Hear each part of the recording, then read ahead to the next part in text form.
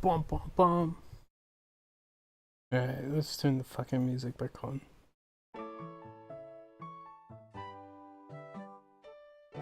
Gotta catch me like 500 of these chinchilla things.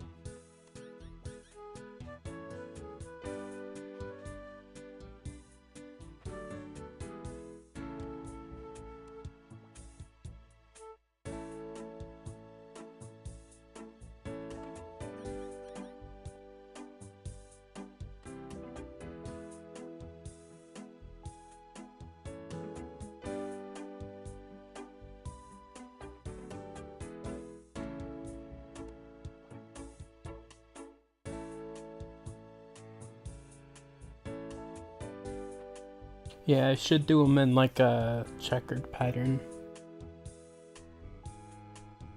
I'm less likely to fail them.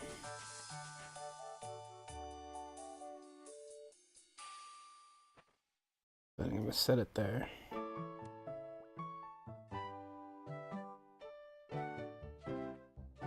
Yeah, this is way better. Damn it, I didn't finish. Damn it!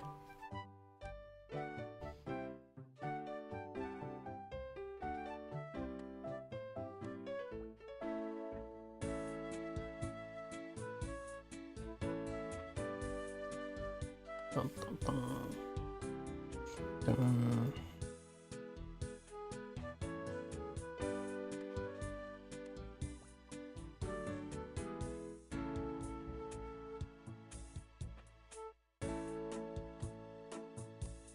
I'm like almost halfway there. I mean, it doesn't take super long, it's just kind of boring to do.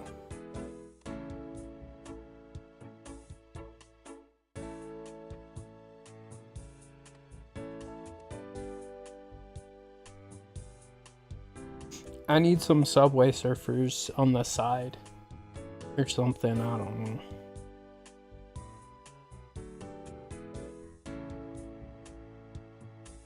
Come here, you little chinchompa.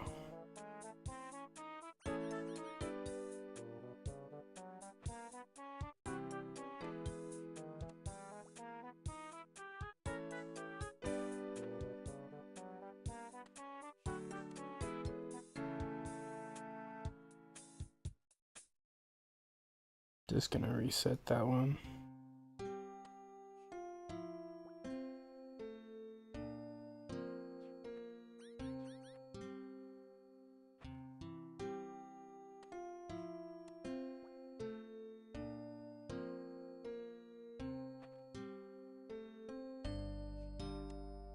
Damn it, I fucked it up again.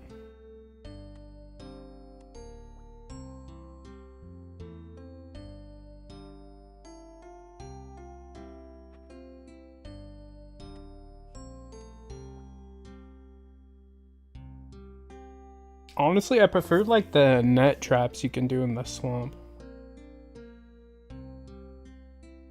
They're a lot more AFKable.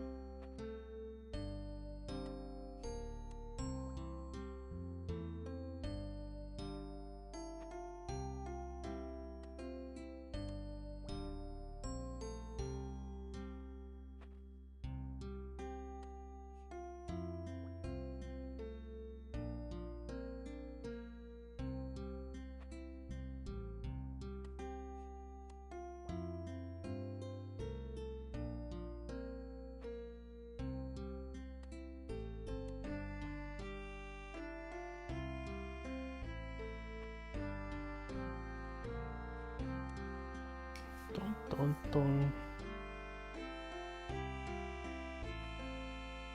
My chat working? Probably. Yeah, it's working just fine.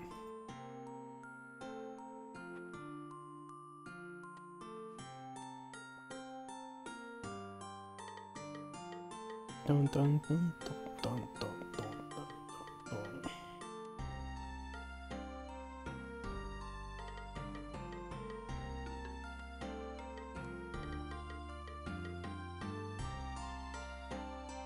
Should I go to the mini game after this? I think I should. Should do like pest control or whatever. There should be plenty of people online, I think.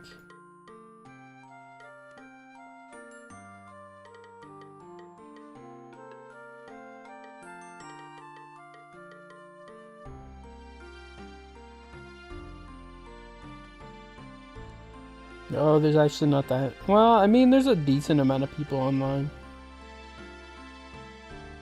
Nothing like crazy though.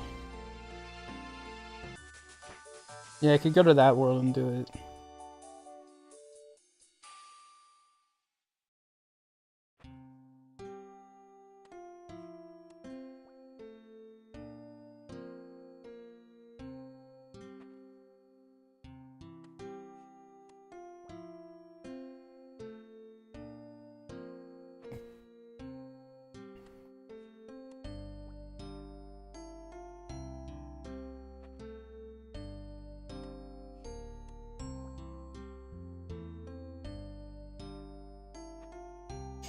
I mean, I could always go and just like randomly go into the Theater of Blood. And just YOLO it.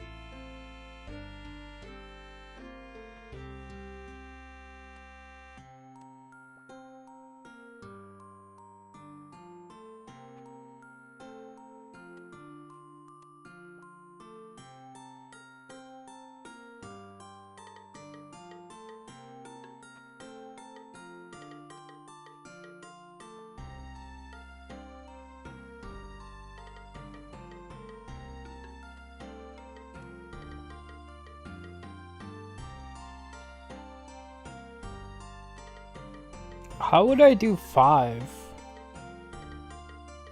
Would I just do the same but with like one in the center?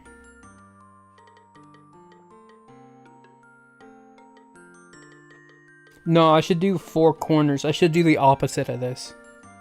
And then one in the center.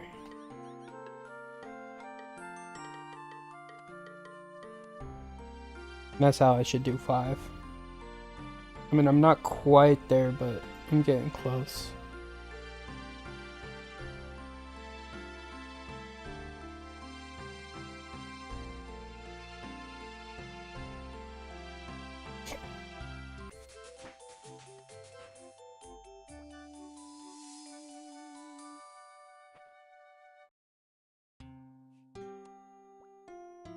Oh, I should go finish up my Slayer task. Now that I think about it.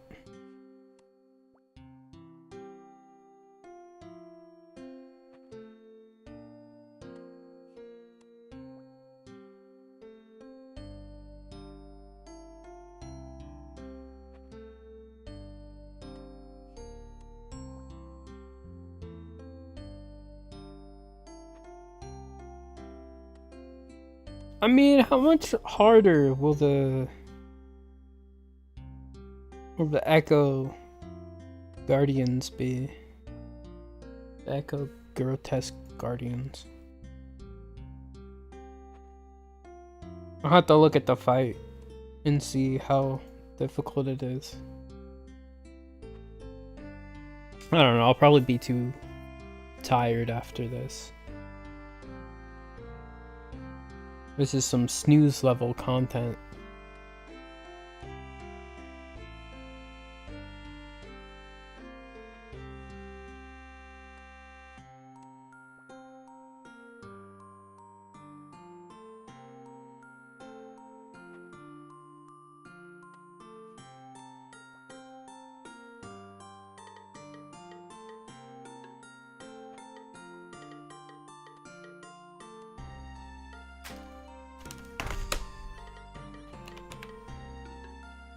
Okay, Jin. Oh, I'm still in Martania. No wonder. Unlocked. Jin.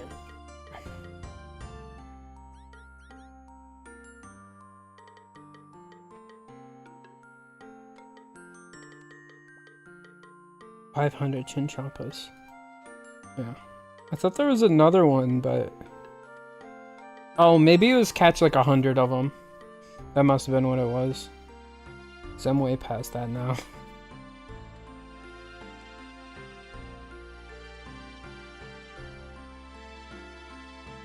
And then I need to go fletching, I guess. Fletching, wood cutting.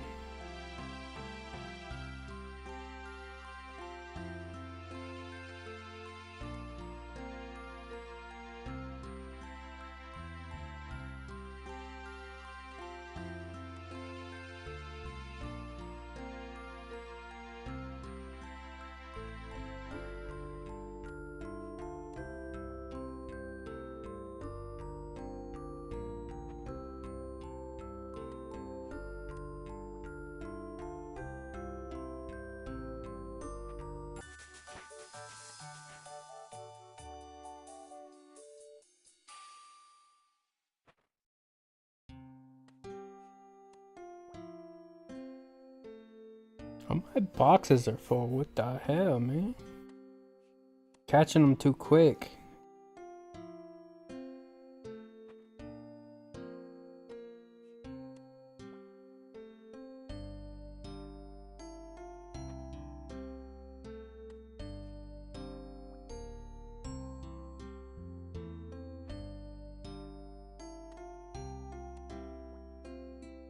Like, I can barely even have one empty. Like...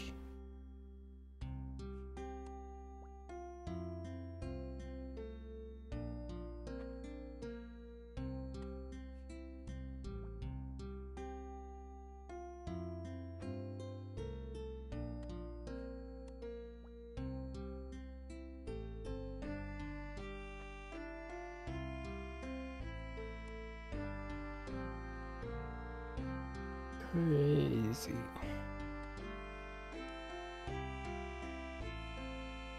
And now they're just gone. I guess because I'm not like catching the one as it spawns every time anymore. I think it's that one over there, or that one. Because it like spawns like right over here. I mean, I could move to like here. I don't know if that would make it any better. So I think one spawns over here as well.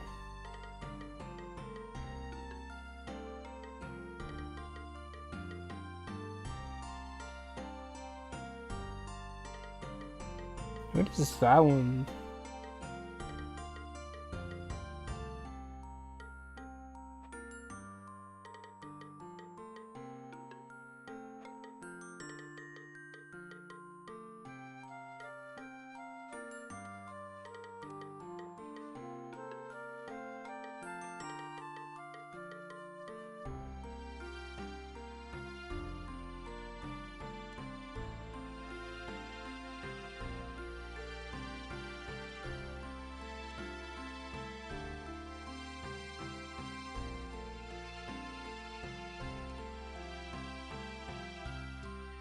I wonder if this spot's slightly better. It seems like it would be.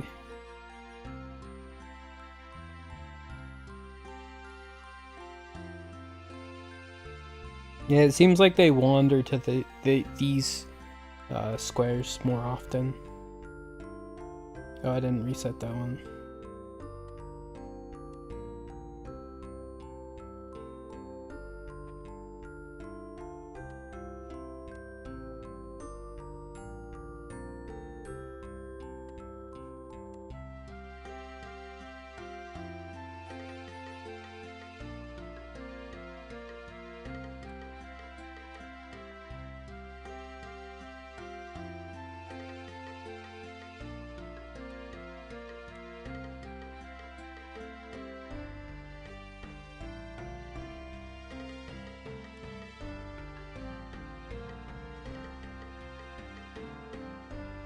Because if I can catch that one every single time it spawns.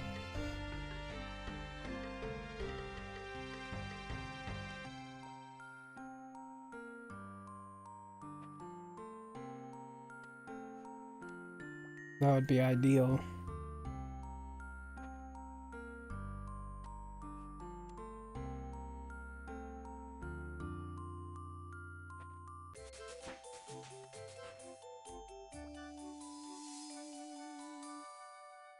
And then after 500, I'm gonna go to the next, God,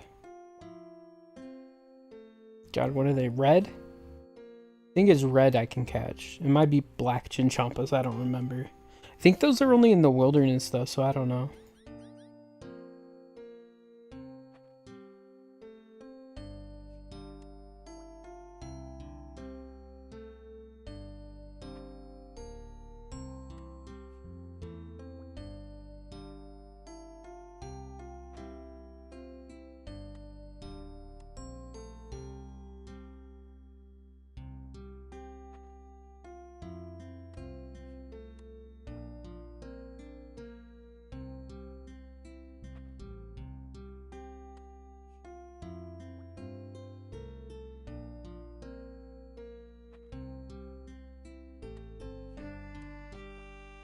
I guess I could go to the east like one more tile.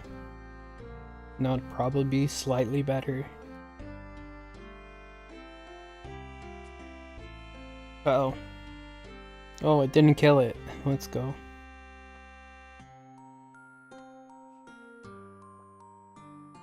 Damn it.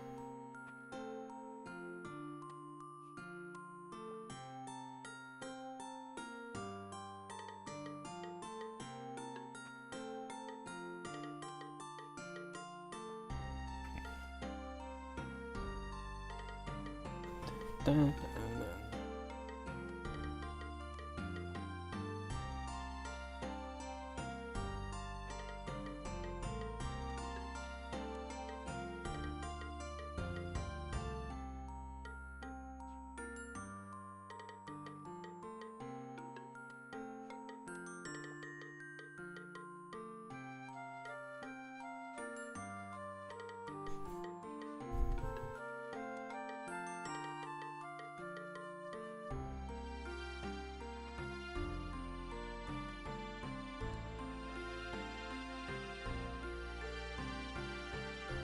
Yeah, I don't like it being on the spot it spawns on.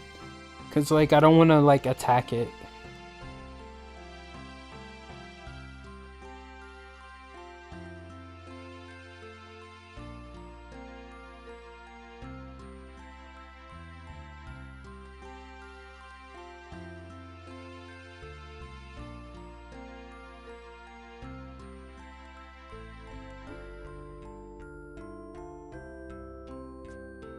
Yeah, I fucking killed it, yeah.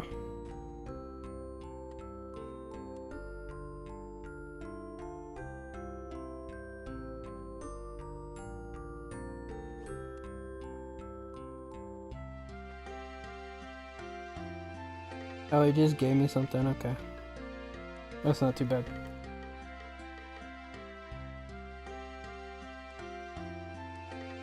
I really didn't want to do the maze. I want the evil Bob one. Like the fishing one. I just haven't gotten it in like fucking a million years.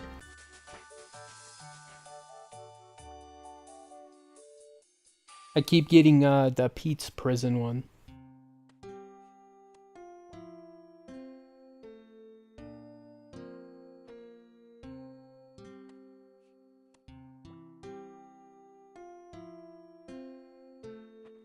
Oh wow, I'm almost at 100 or 500.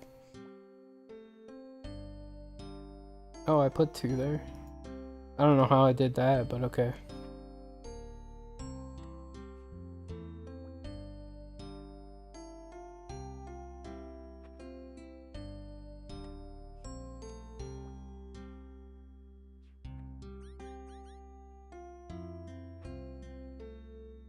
Five more. Or 4 more, I mean. 3 more. 2 more. One more.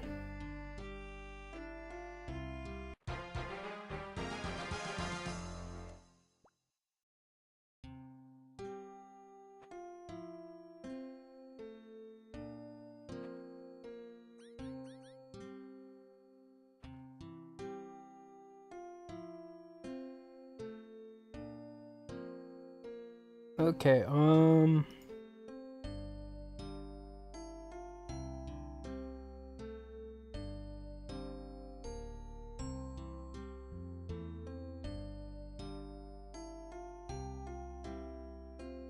okay.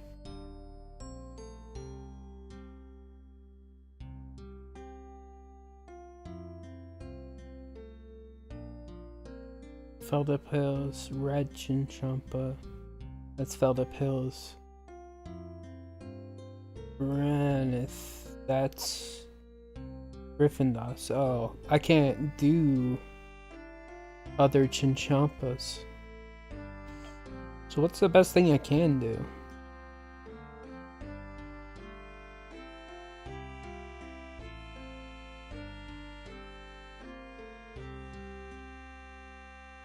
I don't know if I can do anything good. I mean, I don't even think I can do those.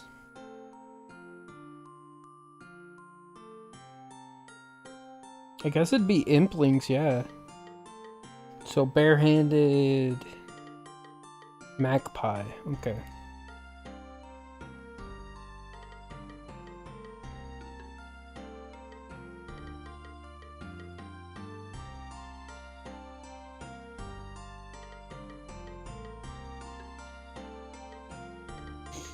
Where's my Impling plugin? Did I disable it?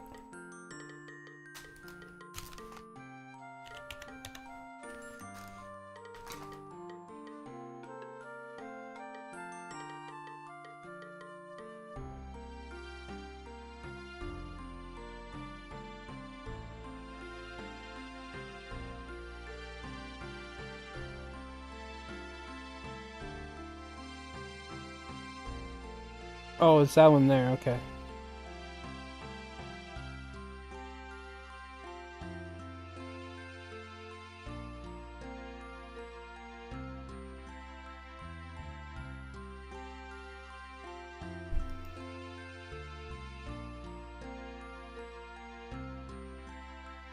Do that.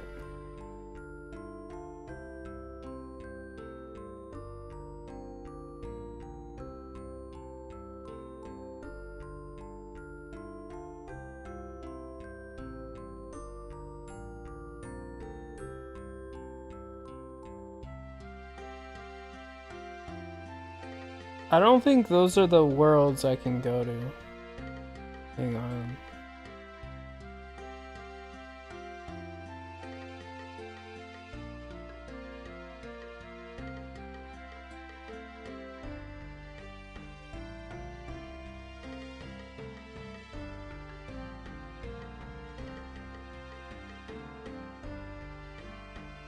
Where the fuck are those? What? How do I...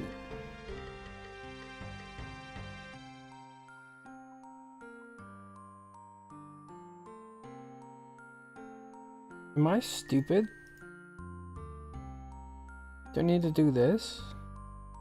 Yeah, okay.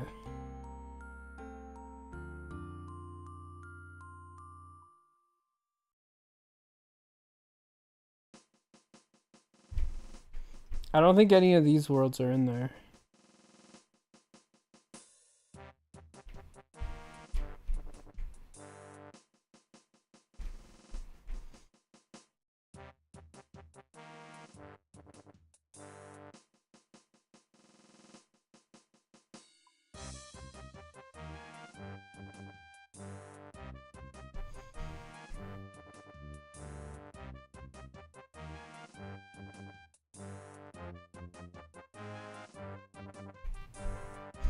Yeah, I don't think this works for me.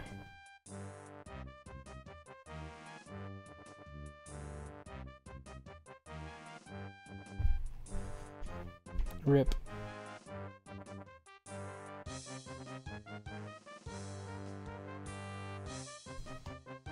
Okay, in that case...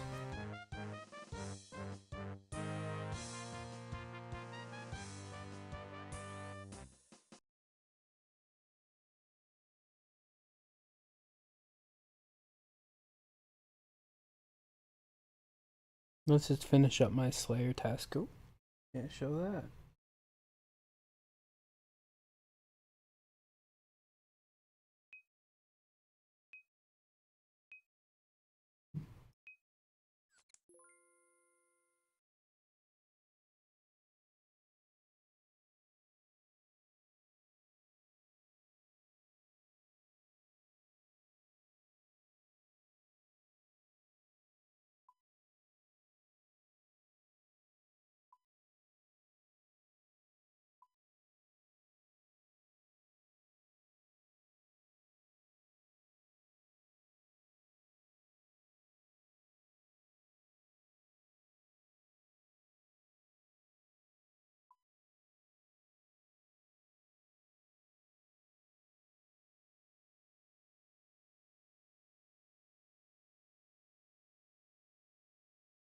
Could get rid of these. I don't need them anymore.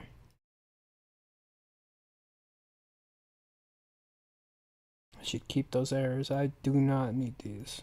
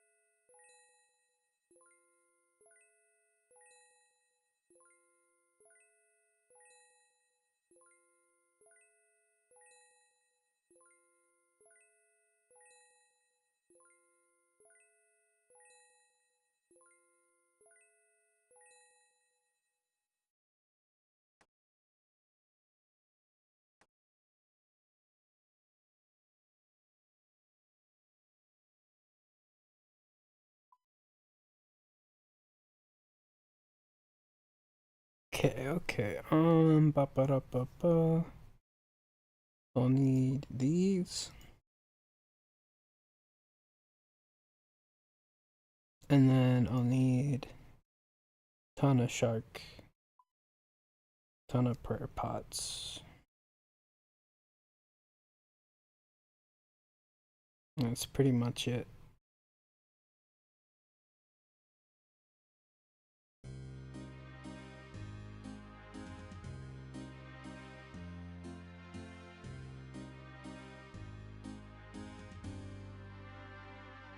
That is not what I did. That is what I did. Okay. And then I just want to go Slayer Tower.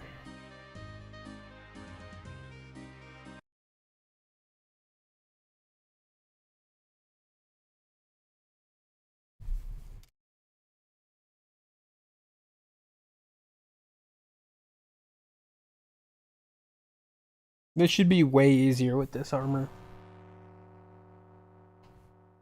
I didn't bring the melee weapon. I need to leave.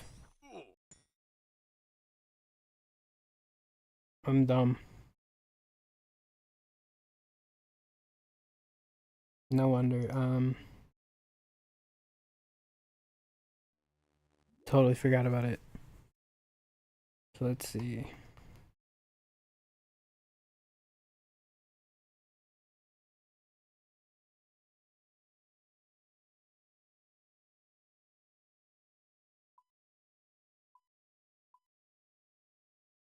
Is this my best weapon?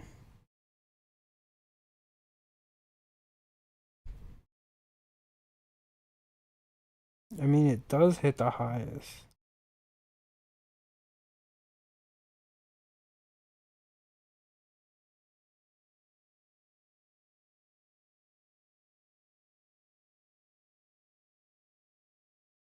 Yeah.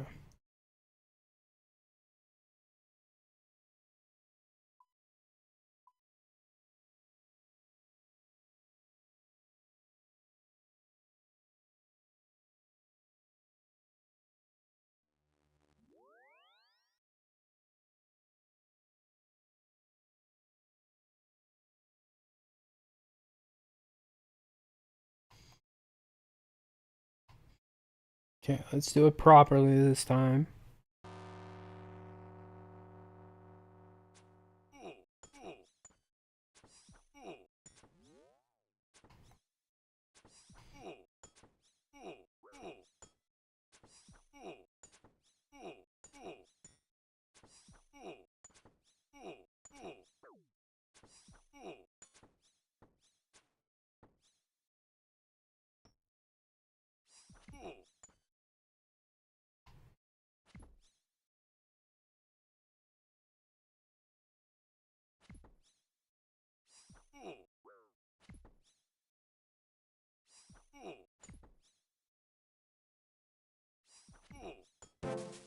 '80 strength, okay.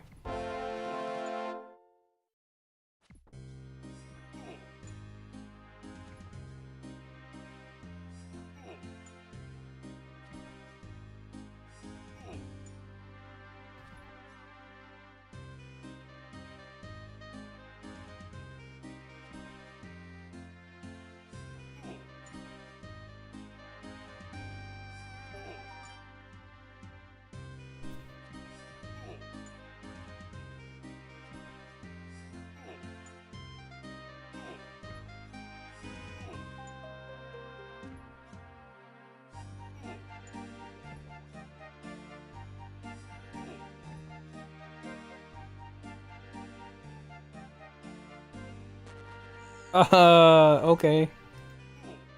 That was not fair.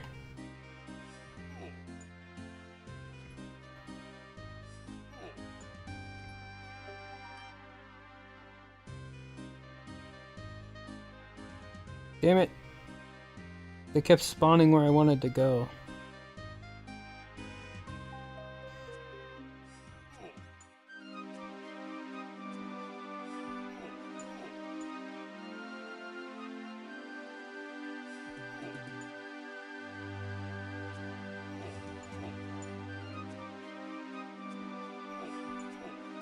Die, Stinky.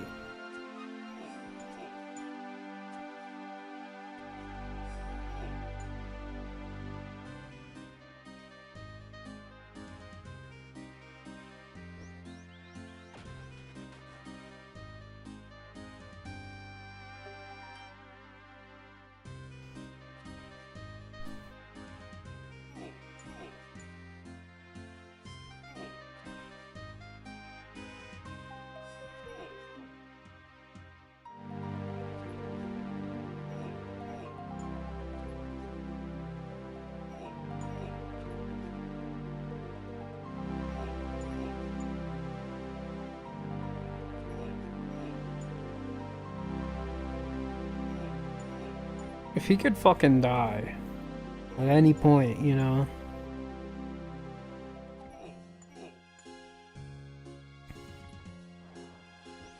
Damn it. I'm never gonna get that one. Because I gotta do everything perfectly and not get hit by that twice.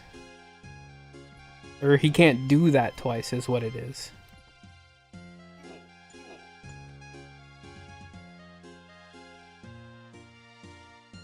What he dropped.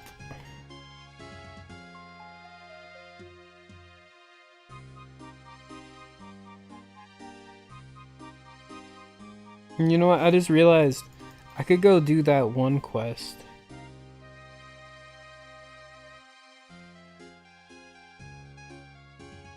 That, is it Tarn's Lair?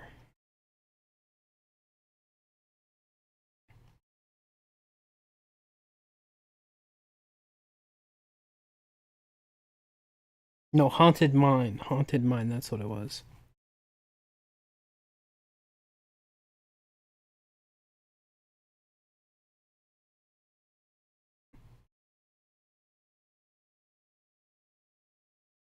I just need food. Okay, that's easy. Food and 3 empty inventory spots. Perfect.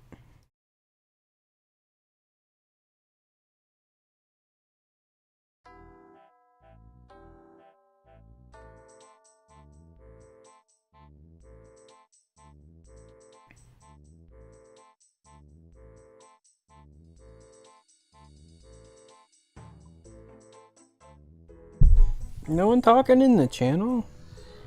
Interesting. Where'd all my yappers go?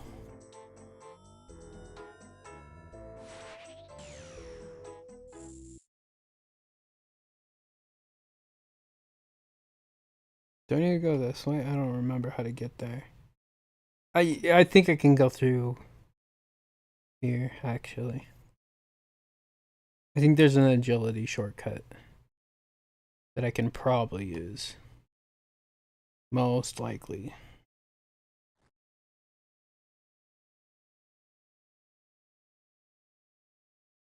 Yeah.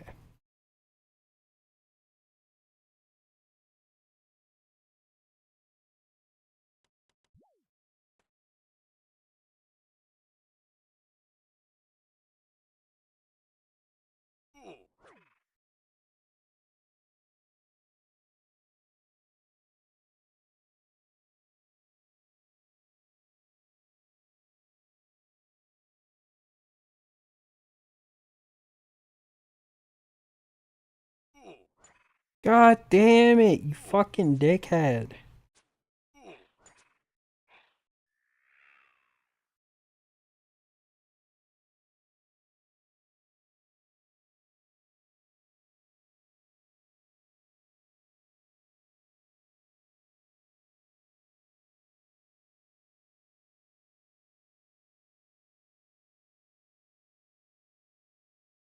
Damn it. I fucking hate the quests in this game. Just because of like how they're set up. So like I keep fucking up the fucking starting the quest. Because it is yap.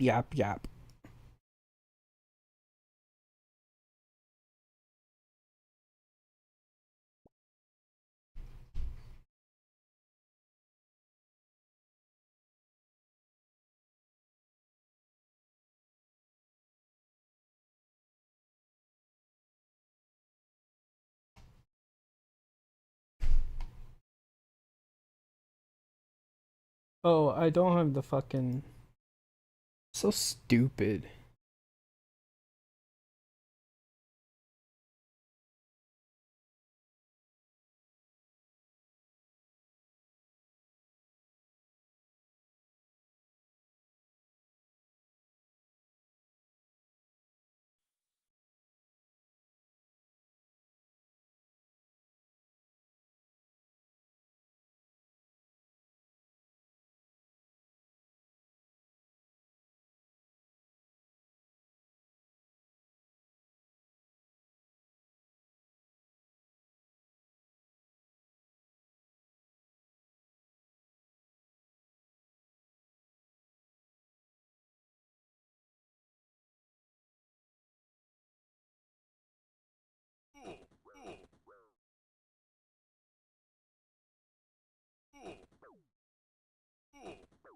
Good to know.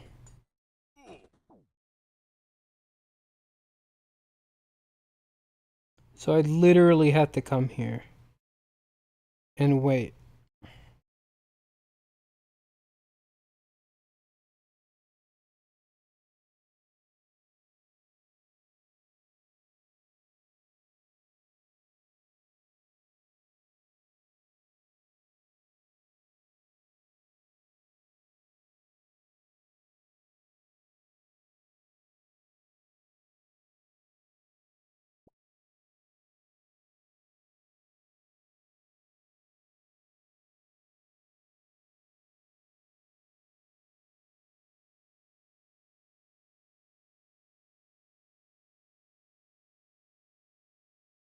Nope, wrong thing.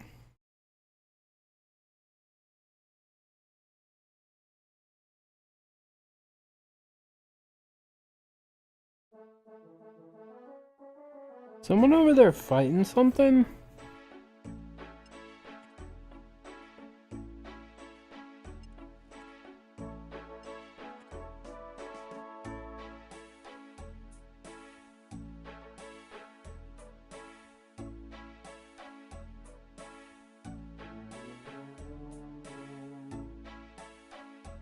Oh, I need to go over there now, I see.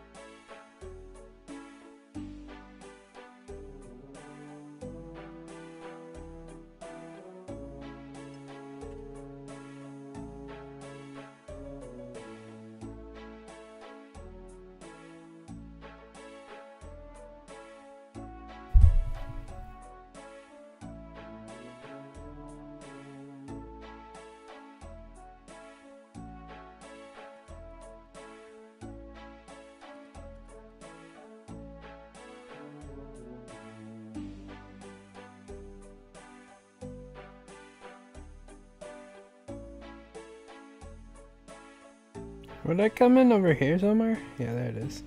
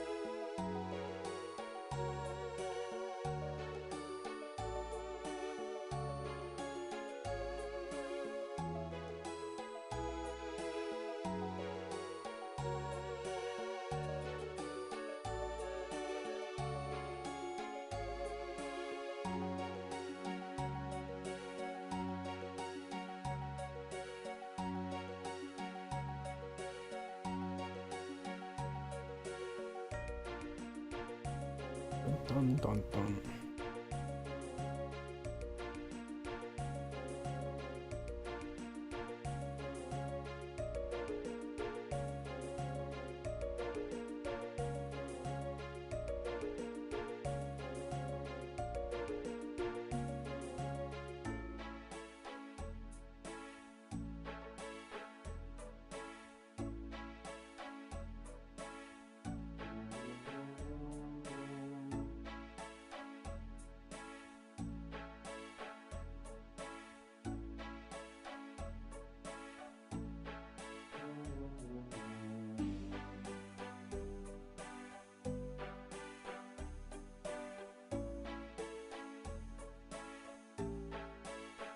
I wonder why it was so important to put that mushroom in there. Like, that's just something that doesn't make any sense to me. Oh, there's a fucking cart, I see.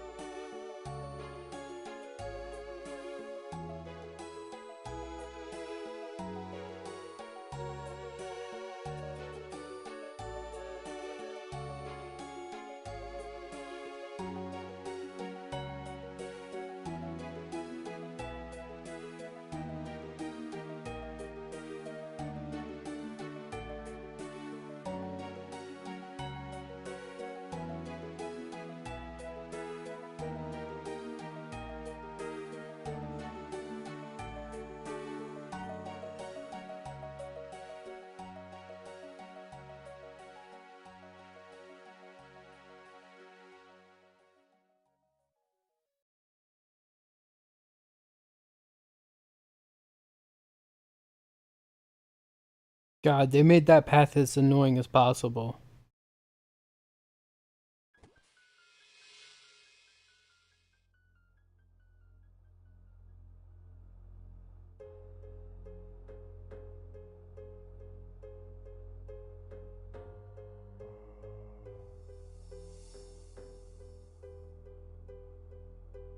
Okay. Now we gotta kill this dude.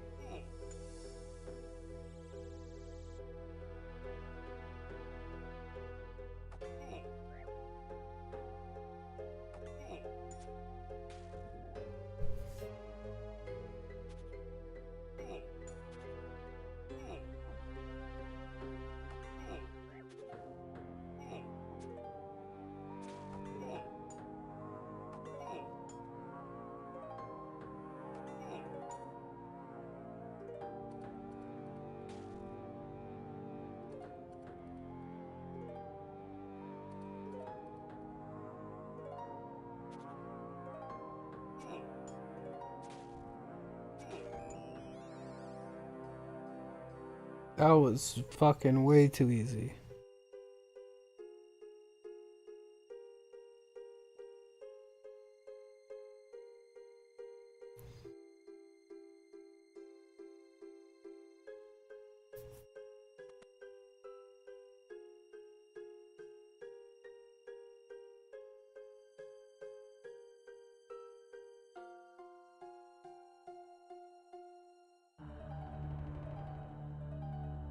I feel like there's a catch that I'm missing.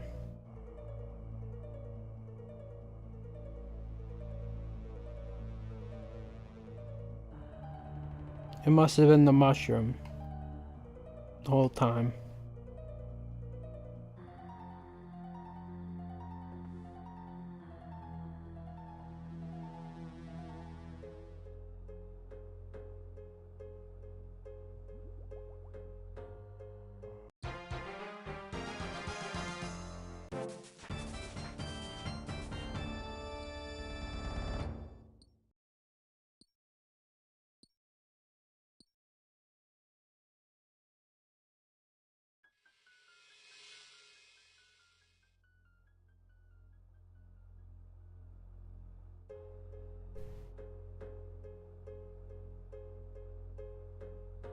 Okay.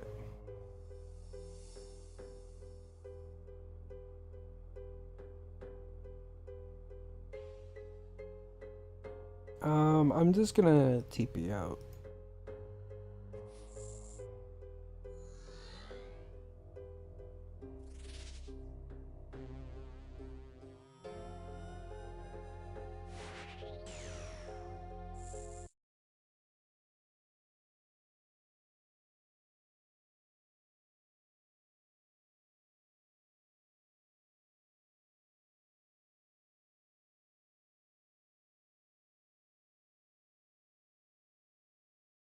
So I put it on a ball of wool, gotcha.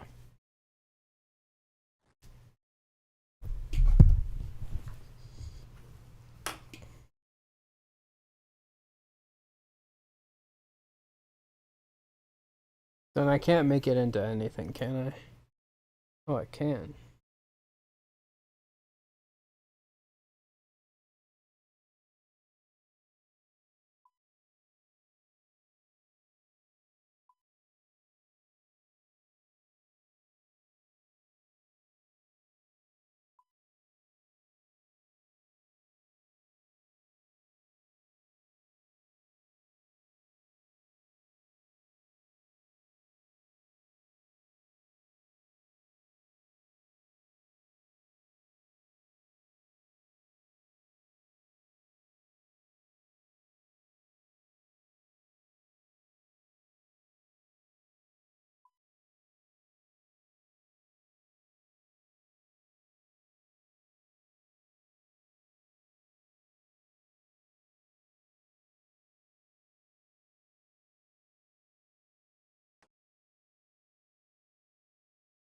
Actually, I don't think I need this.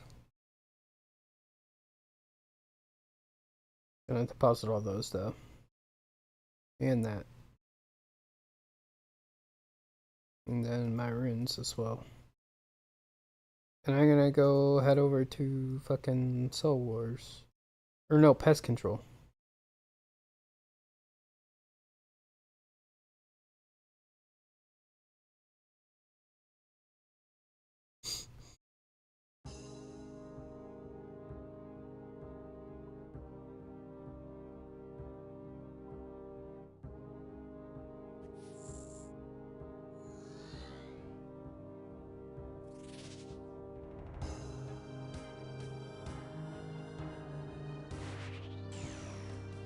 I should go try and attack here.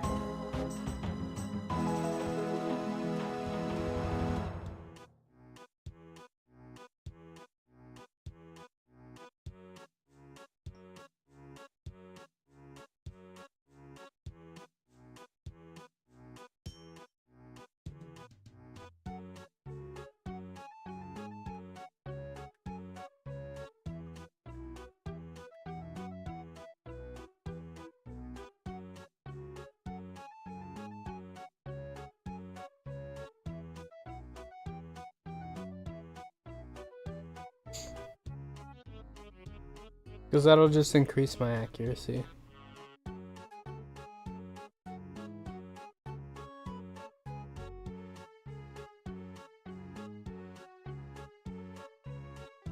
Full armadillo? Or...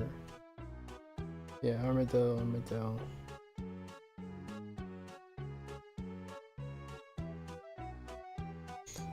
I really wish I got that fucking crossbow. I really need it. Oh god. Well, I mean... guess it might be okay.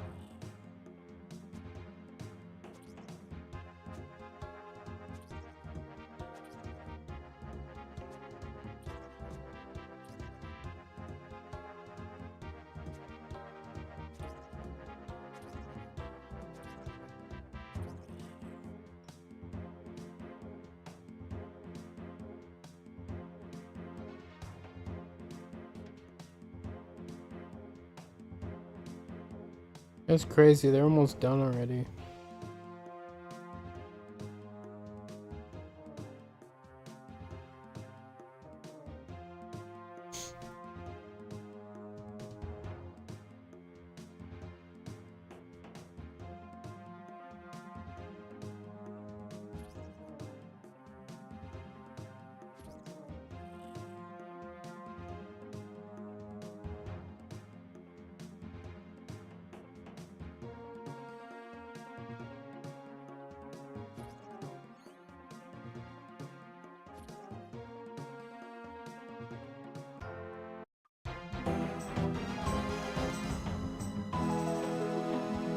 Let's go.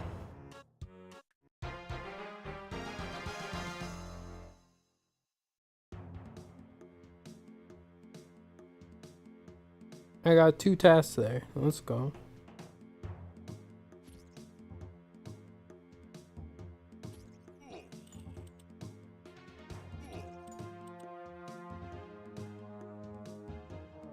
Yeah, fuck it. I'm gonna go...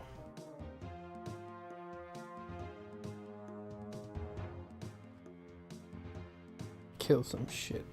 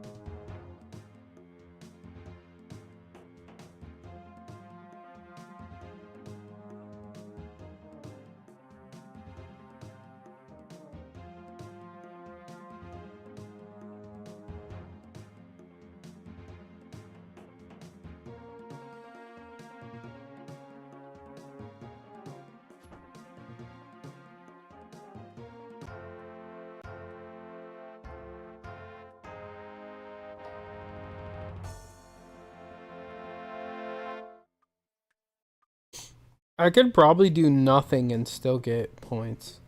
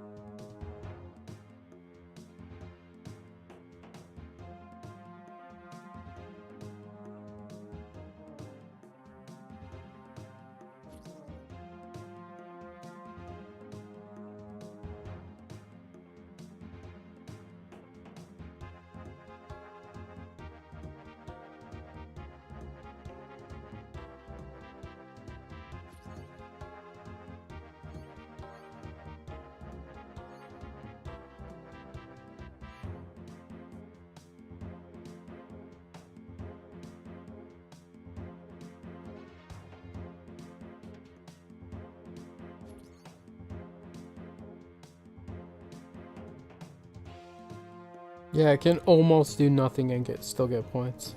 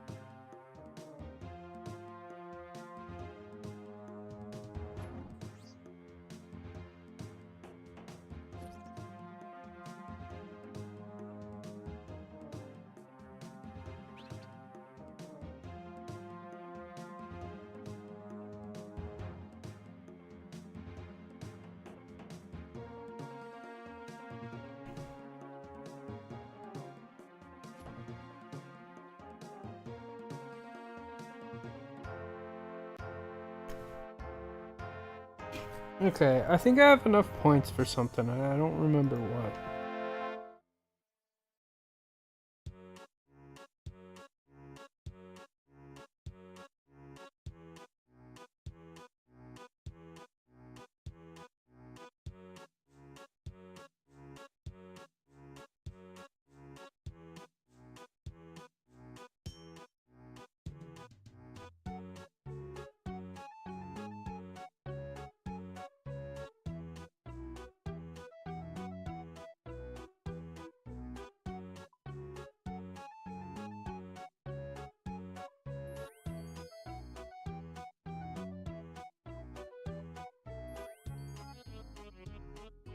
This is a good source of coal.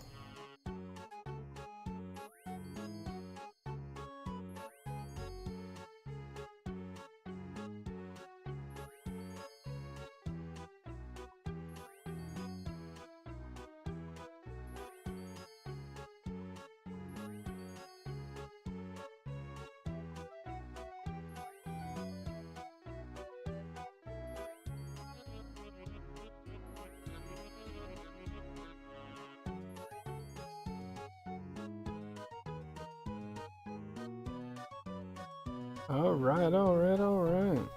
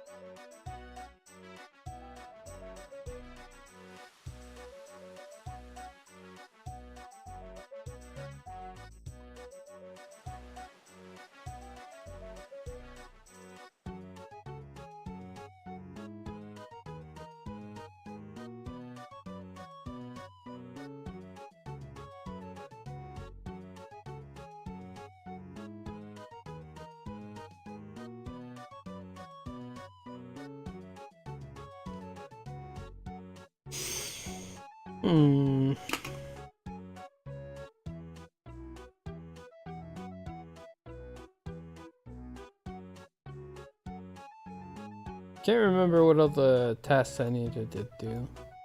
There's some smithing task, I know that. Is it like Smith Mithril at somewhere?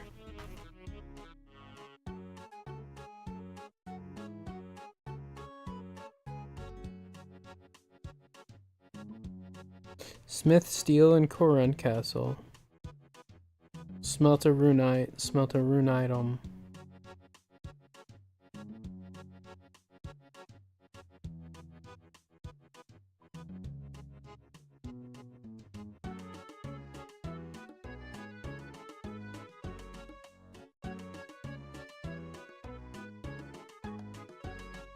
Okay, so I'll go to Koren real quick.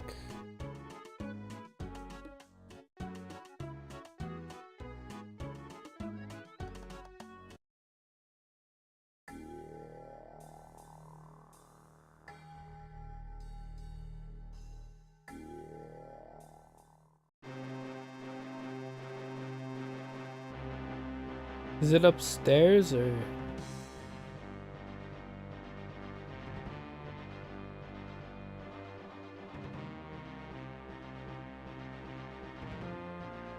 Oh, do I need a steel bar? I see. I think that's what I need to do.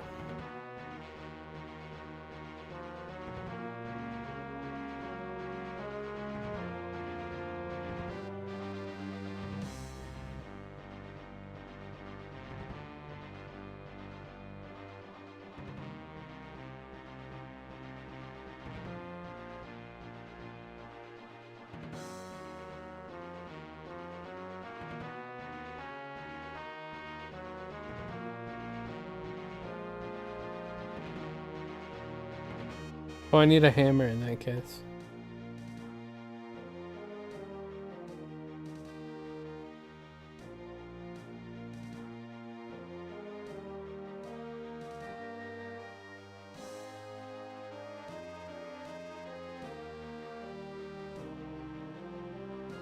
Oh, I never put this in my bank.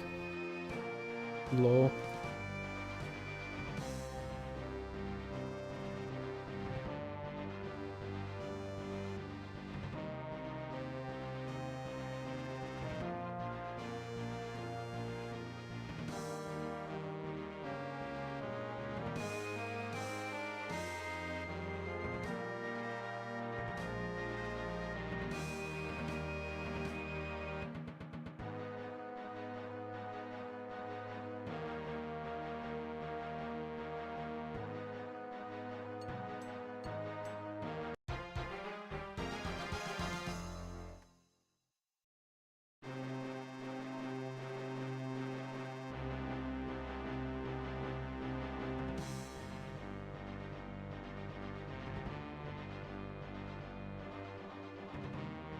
Oh, I can clue compass there?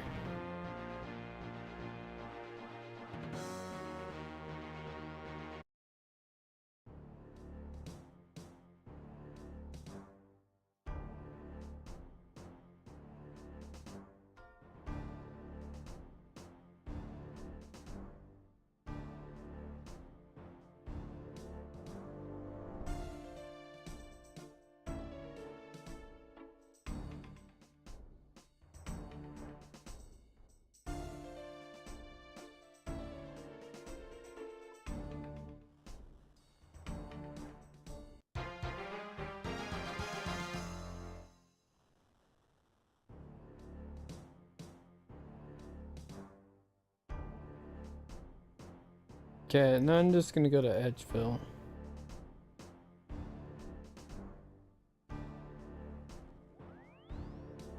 I'm gonna get this up a ton so I can make my my runite bolts. What I'm gonna do is I'm gonna deposit all this, and this for now. I'm gonna start with all the gold.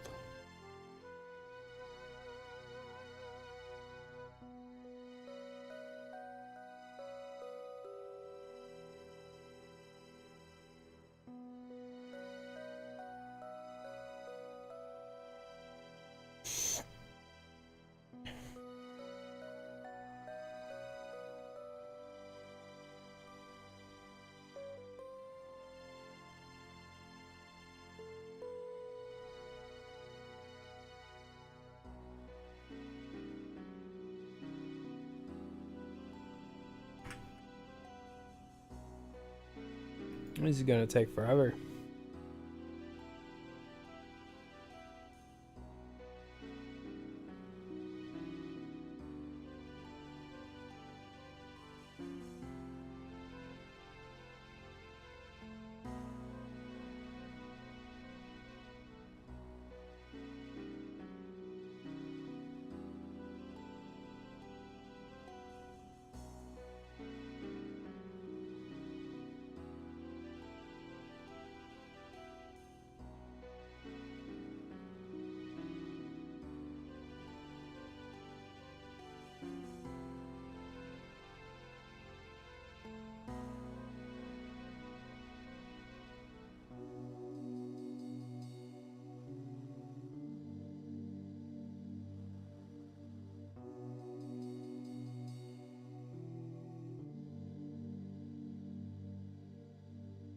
It's already 9:13. Holy shit.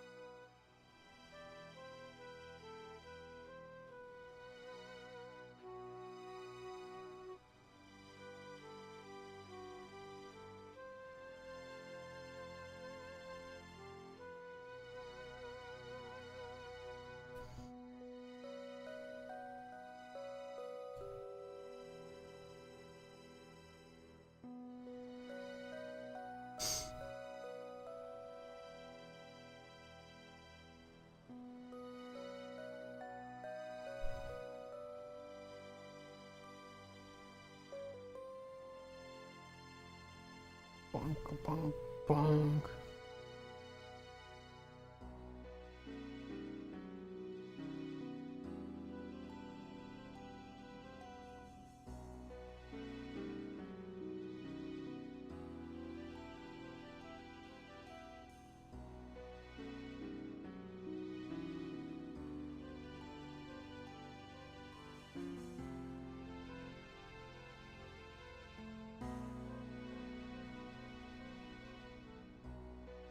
Man, I hate how fucking boring RuneScape is.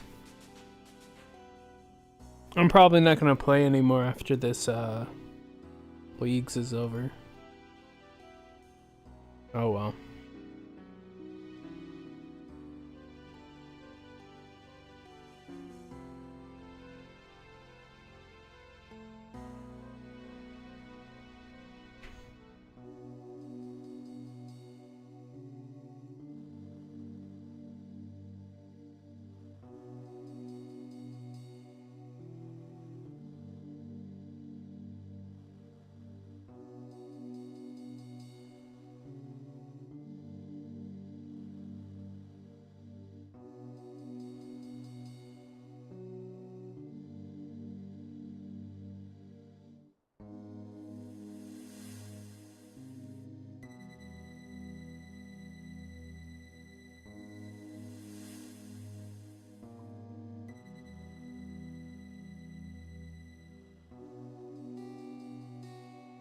Yeah, and then after I get my smithing up a bit more,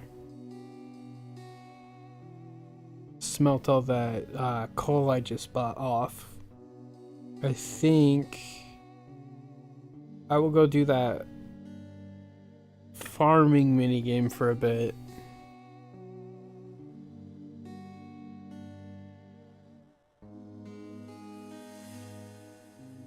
That, or I could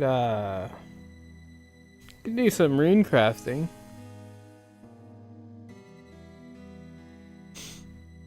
I don't know if it'll be any good, but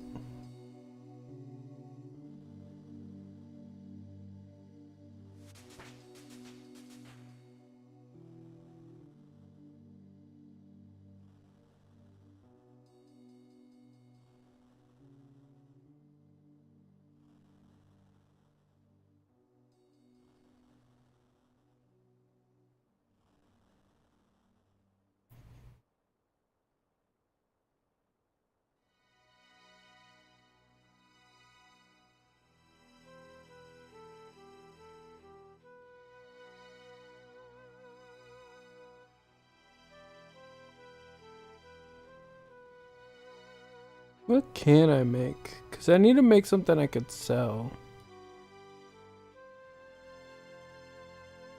65 for death. What do I make death runes though?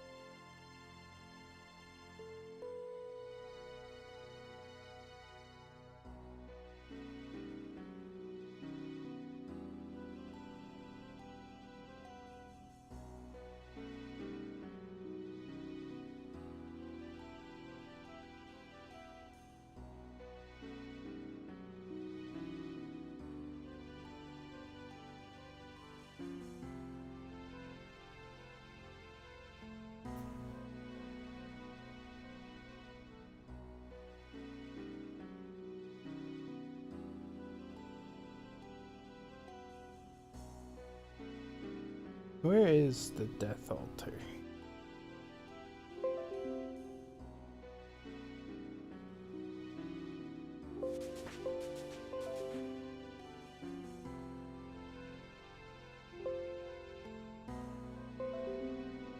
Shut the fuck up, Runelight. What the fuck?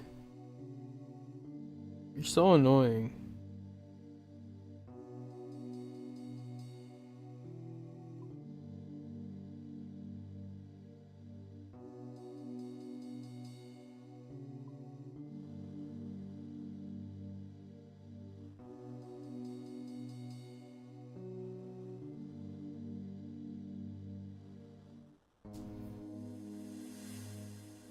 Yeah, I don't think I can make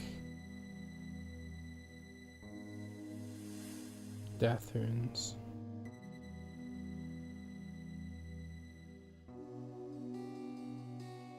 Can't make chaos, can't make astral, Can make nature. I think I can make law.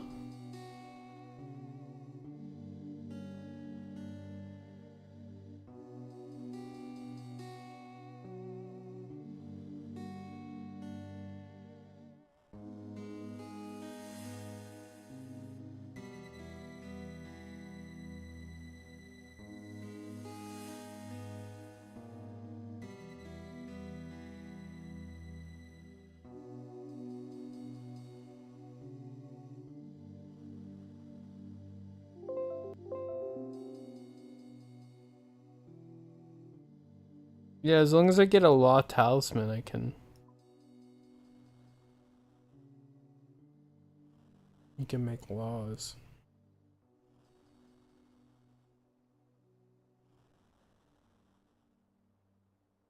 Oh, I can buy one.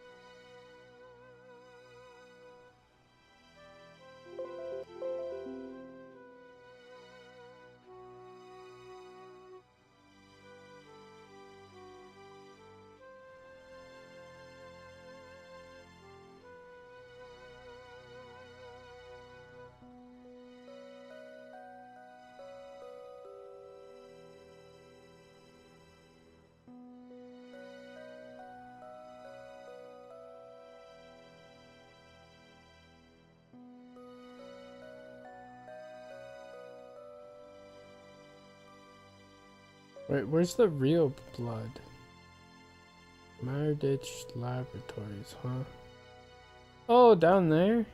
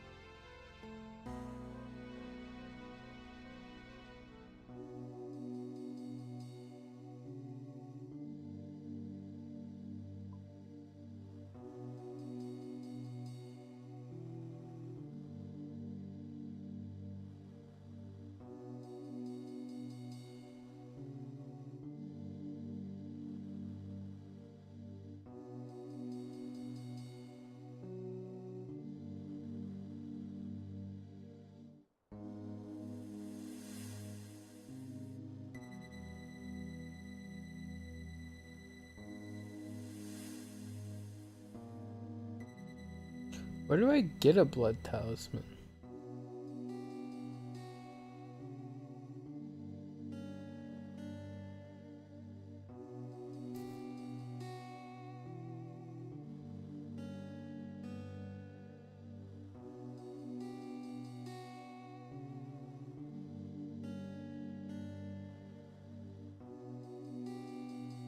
Oh, it can buy it in Canifis? Cool.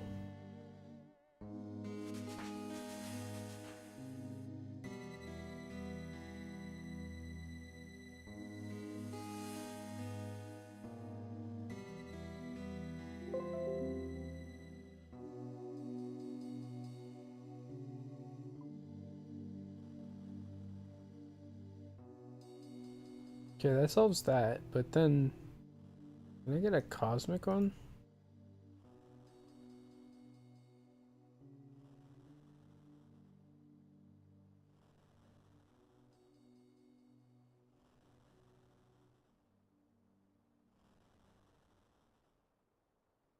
No, I gotta.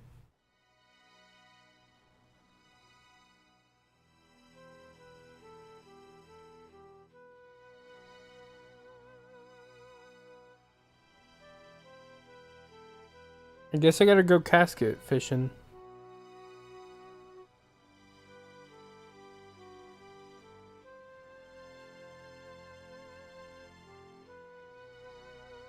It's really my only option. Okay. I'm actually gonna go do that now.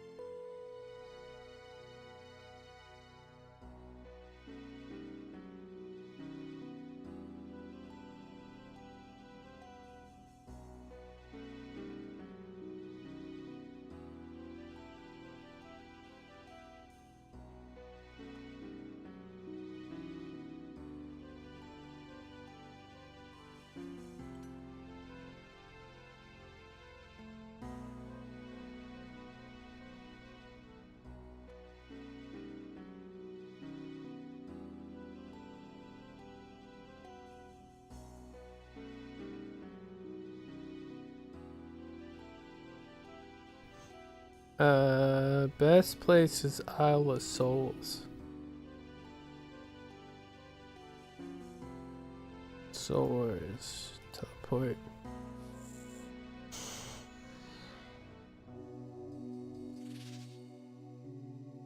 Damn it, I fucked it up.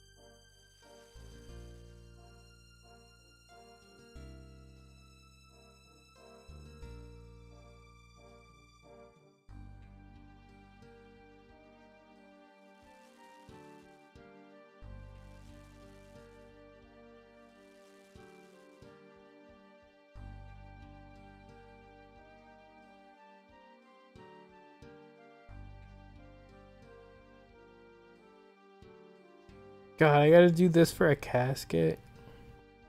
Ass.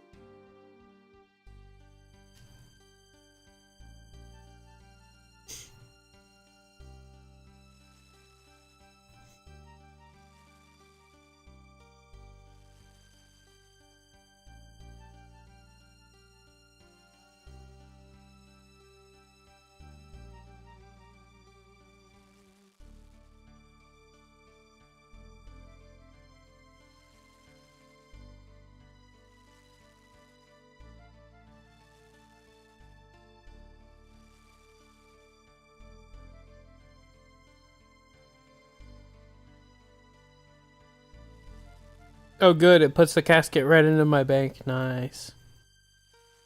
Or right in my inventory, not my bank. It's exactly where I want it.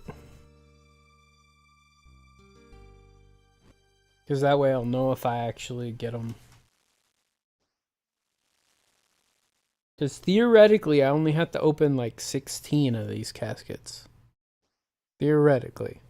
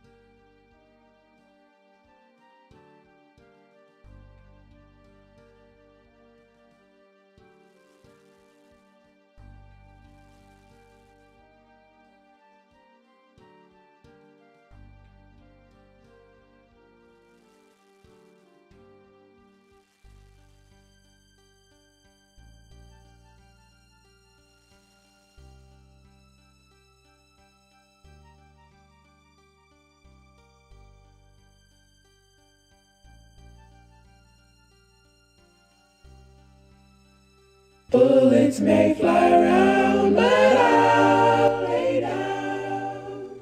I feel safe and sound, I'm sorry. Fortnite just buffed Bush Camp Dad. Last year, he went viral for getting the highest rank in Fortnite, Unreal, by only camping in bushes the entire game. In fact, he has hit Unreal every single season, but this season is different. It's never just been camping. He comes up with smart strategies to take advantage of the ranked system, or to avoid other players and consistently place high. Even when Fortnite would directly nerf his techniques, he would just grind it out and sometimes stream up to 10 hours a day, eventually getting Unreal anyways and showing Epic who's boss. But this season, they made a huge change to ranked. Now they give more percentage to players who place high, and eliminations are not as important. This is a direct buff, and finally his training weights are off and his full power can be unleashed, because he is already climbed up to be a top 1000 Unreal player this season. The question is, will he hit rank 1? Fortnite This is a regular picture of Robert Oppenheimer, and this is a photo of him by the greatest portrait photographer of all time.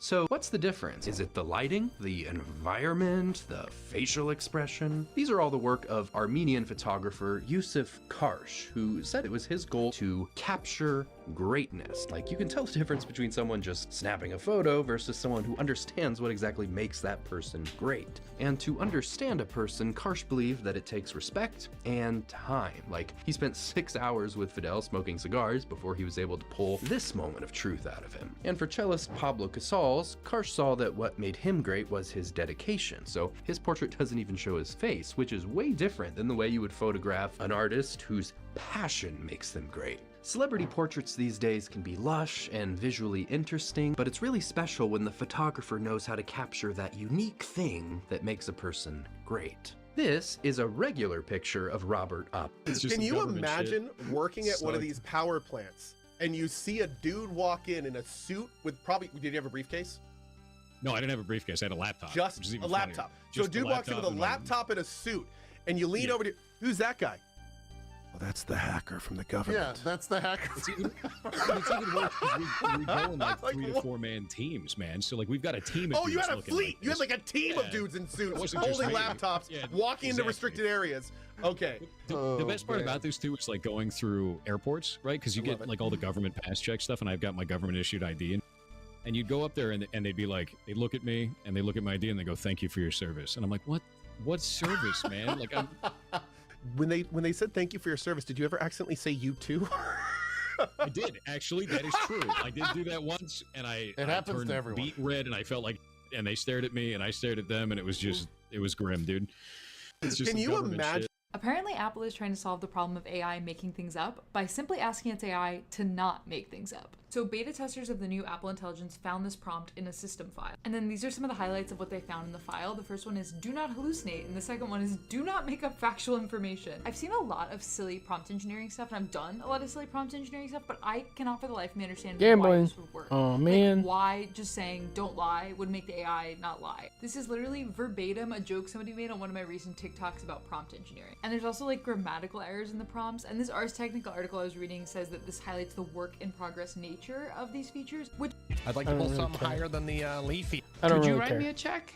You guys remember that time CrowdStrike pushed a prod on a Friday and then 8.5 million Windows machines entered blue screen of death mode, causing the world's biggest IT outage ever, and then the stock lost 45% of its value, which prompted lawsuits from customers and shareholders, and then they tried to apologize by offering $10 Uber Eats gift cards to everyone? Well, that screw-up motivated some random web developer to create a mildly insulting parody website on the clownstrike.lol domain, which featured the trademark CrowdStrike logo wearing a clown hat. This egregious act motivated CrowdStrike's brand damage control henchmen to issue a DMCA takedown of the website in hopes that your eyeballs will never see these pixels. Unfortunately, parody is protected under the fair use doctrine, and this abuse of DMCA could open them up to even more lawsuits. If you care about CrowdStrike's feelings, please don't go to this website and further exacerbate the Streisand effect. You guys remember that? Did you know that you can lie about what graphics card you have? In a video a few years back, I created the world's only NVIDIA GeForce RTX 2070 Super Saiyan God Super Saiyan XT Ti.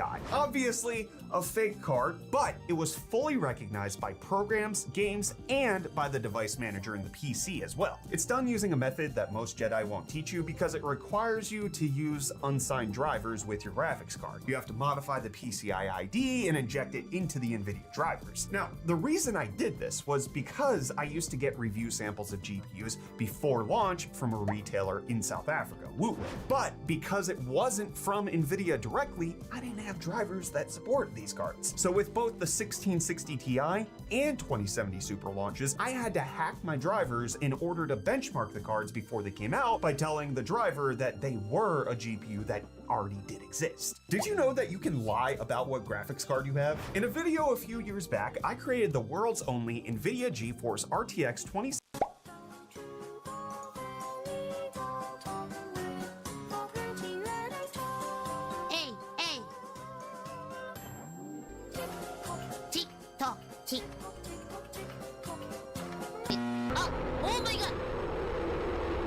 If corn is a fruit, does that mean bourbon belongs in the same category as drinks like sexy on the beach and mojitos? Is corn a fruit? Botanically speaking, corn is a fruit. It is produced from the flower or the ovary of the corn plant. Specifically, corn is classified as a caryopsis, a one-seeded fruit where the seed pod and the flesh are tightly joined together. Whiskey is ketchup. If corn is a fruit, does that mean bourbon belongs? Here's how I make a bowstring from natural materials. For this I use deer rawhide, which is deer skin that has had all the hair scraped off and stretched until it's dry. You can just take a scrap section of it, cut a circle out of it. Then as you can see, you can just cut the circle into a spiral formation all the way to the center. This gives you a bunch of rawhide ribbon. You want that ribbon to be less than a 1/4 inch thick. Try and keep the thickness pretty consistent, and in total we'll need about 18 feet of it. This gives you enough material you can cut 3 6-foot sections and then twist those sections together later on. Once you have all your material cut, you need to rehydrate it. So you can put it in a mason jar, fill it up with water, and soak it overnight. Once it's fully rehydrated, you can take out your forbidden pasta, squeeze out all the excess water, and cut it into 3 pieces of equal length. If your bow has a lower draw weight, you can actually just use 2 pieces. My bow pulls about 50 pounds, so I use 3 pieces. Tie them together on one end, then start twisting them all together. You don't need to do a reverse twist like you've seen me do in some of my cordage videos. It's totally adequate just to twist them all together the same direction. Once you twist them up nice and tight, you want to tie the other end,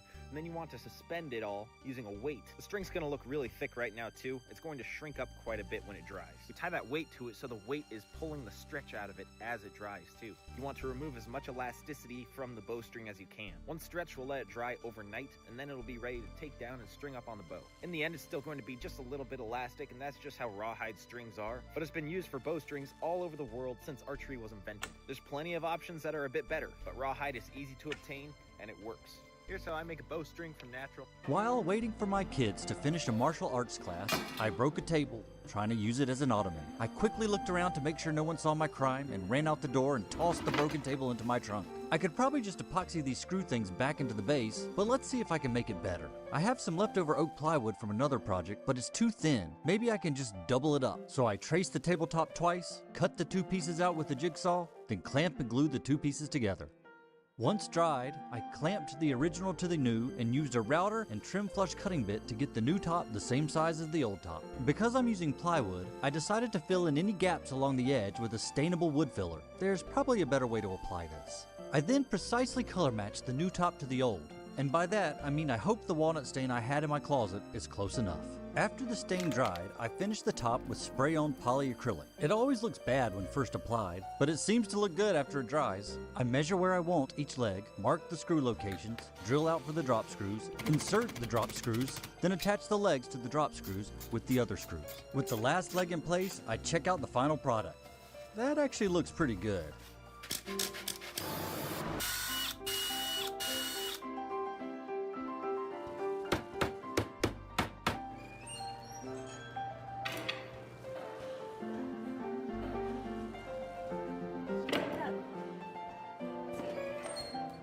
While waiting for my kids to finish a martial arts class, I broke a table, trying to use it.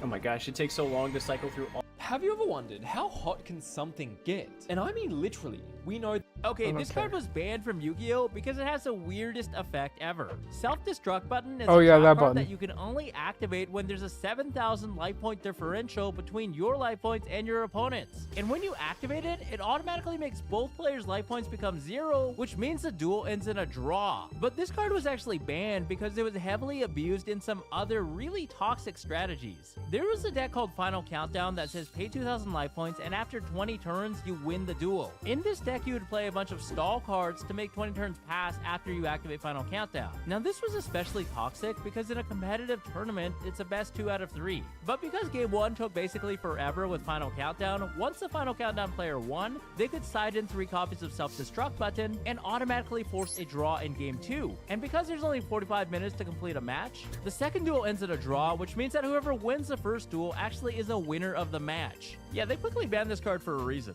Okay, this card was banned from Yu-Gi-Oh! Because it has the weirdest effect ever. In 2D, it's pretty common to use box shape, but in 3D, not so much, I think. One reason is that if you don't rotate the box of the character, it's very prone to getting stuck in wall angles like this. When you have slopes, it's the angles of the box that are going to collide with the slope, making the character float in the air. With a cylinder, thanks to the round size, the character is going to bump off corners pretty well and slide against them pretty smoothly. On slopes, however, just like with boxes, the character is going to be offset and float in the air, even if you make the cylinder pretty small. With a capsule, thanks to the round bottom, the character is going to stick to slopes pretty well. Also, when you walk off ledges, the character is going to start moving down a bit, which can make the effect feel a bit more natural compared to using cylinders or boxes. The shape here is really big, so the character can end up floating in the air, but you can narrow the capsule to avoid this. In 2D, it's pretty common to use box shape, but in 3D, not so much, I think. Possibly the best way to lose your religion is to try to keep several boards aligned while you clamp up a glue joint. The wet glue eliminates the friction between the surfaces, and the slightest bit of pressure sends one or all of the boards sliding sideways. The solution is to restore the friction. Take 2 pieces of 40 or 50 grit sandpaper and rub them together over the unassembled joint to get a little grit in the glue. It doesn't take much. Just a few swipes of the sandpaper should do it. Then press the boards together so the grit embeds itself in both wood surfaces. This prevents them from sliding past one another as you tighten the clamps. Some folks like to use table salt instead of sandy grit, And this can be a good idea, especially if you plan to saw, turn, or plane the glue joint after it cures. The grit could dull or scratch a cutting edge.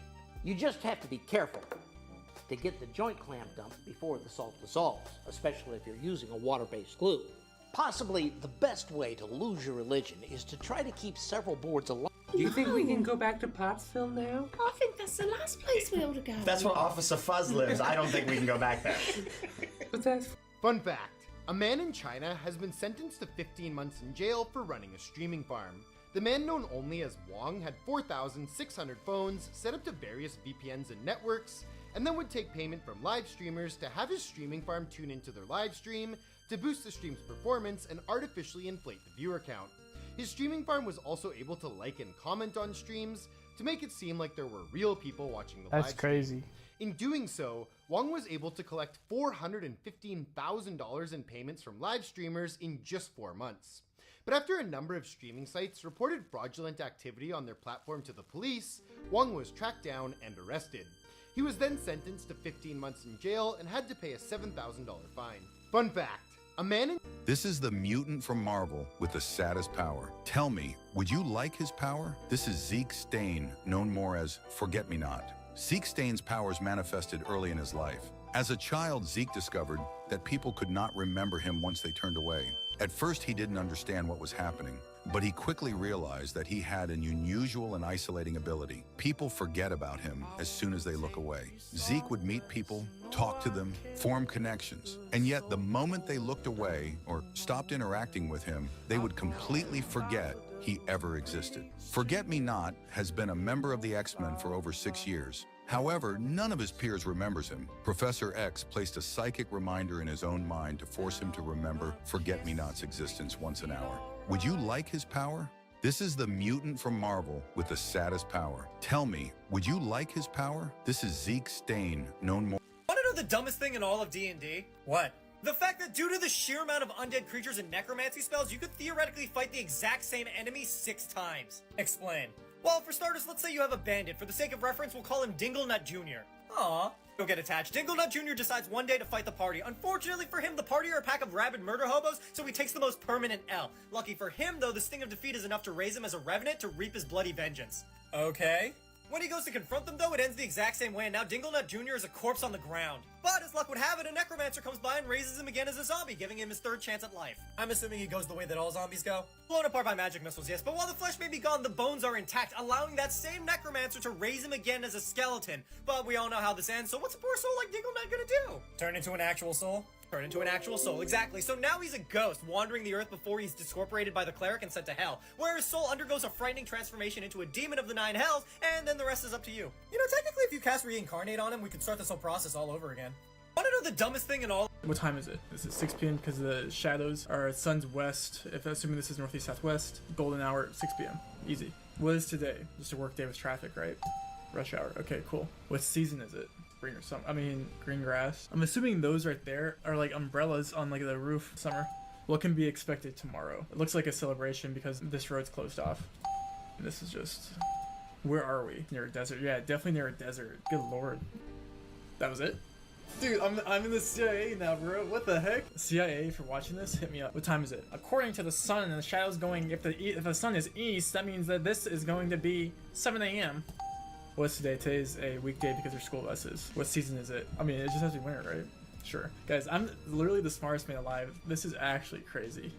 Alright, I guess that means I'm a CIA agent now, right? This is the last PS2 that was ever made. Sony recently claimed that over 160 million PlayStation 2s were sold since its release, making it the best-selling console of all time. And to back that up, this image of the final PS2 ever made was uncovered on Reddit with the number 160,636,885 engraved into the side of it, which according to the former CEO of Sony America, looks legit along with the production number. The font matches up with a similar engraving on the final PSP that was produced, but there's still some speculation about Sony lying about the sales numbers and this image being faked. But there's no way to really prove either way. But if this number is actually accurate, then it's fully possible that there's a warehouse out there somewhere with like 500,000 brand new in-box PS2s that haven't been sold yet. And it's mildly comforting to know that they didn't even include the official stand with the last ever PS2, because they still won't do that even today. This is the last.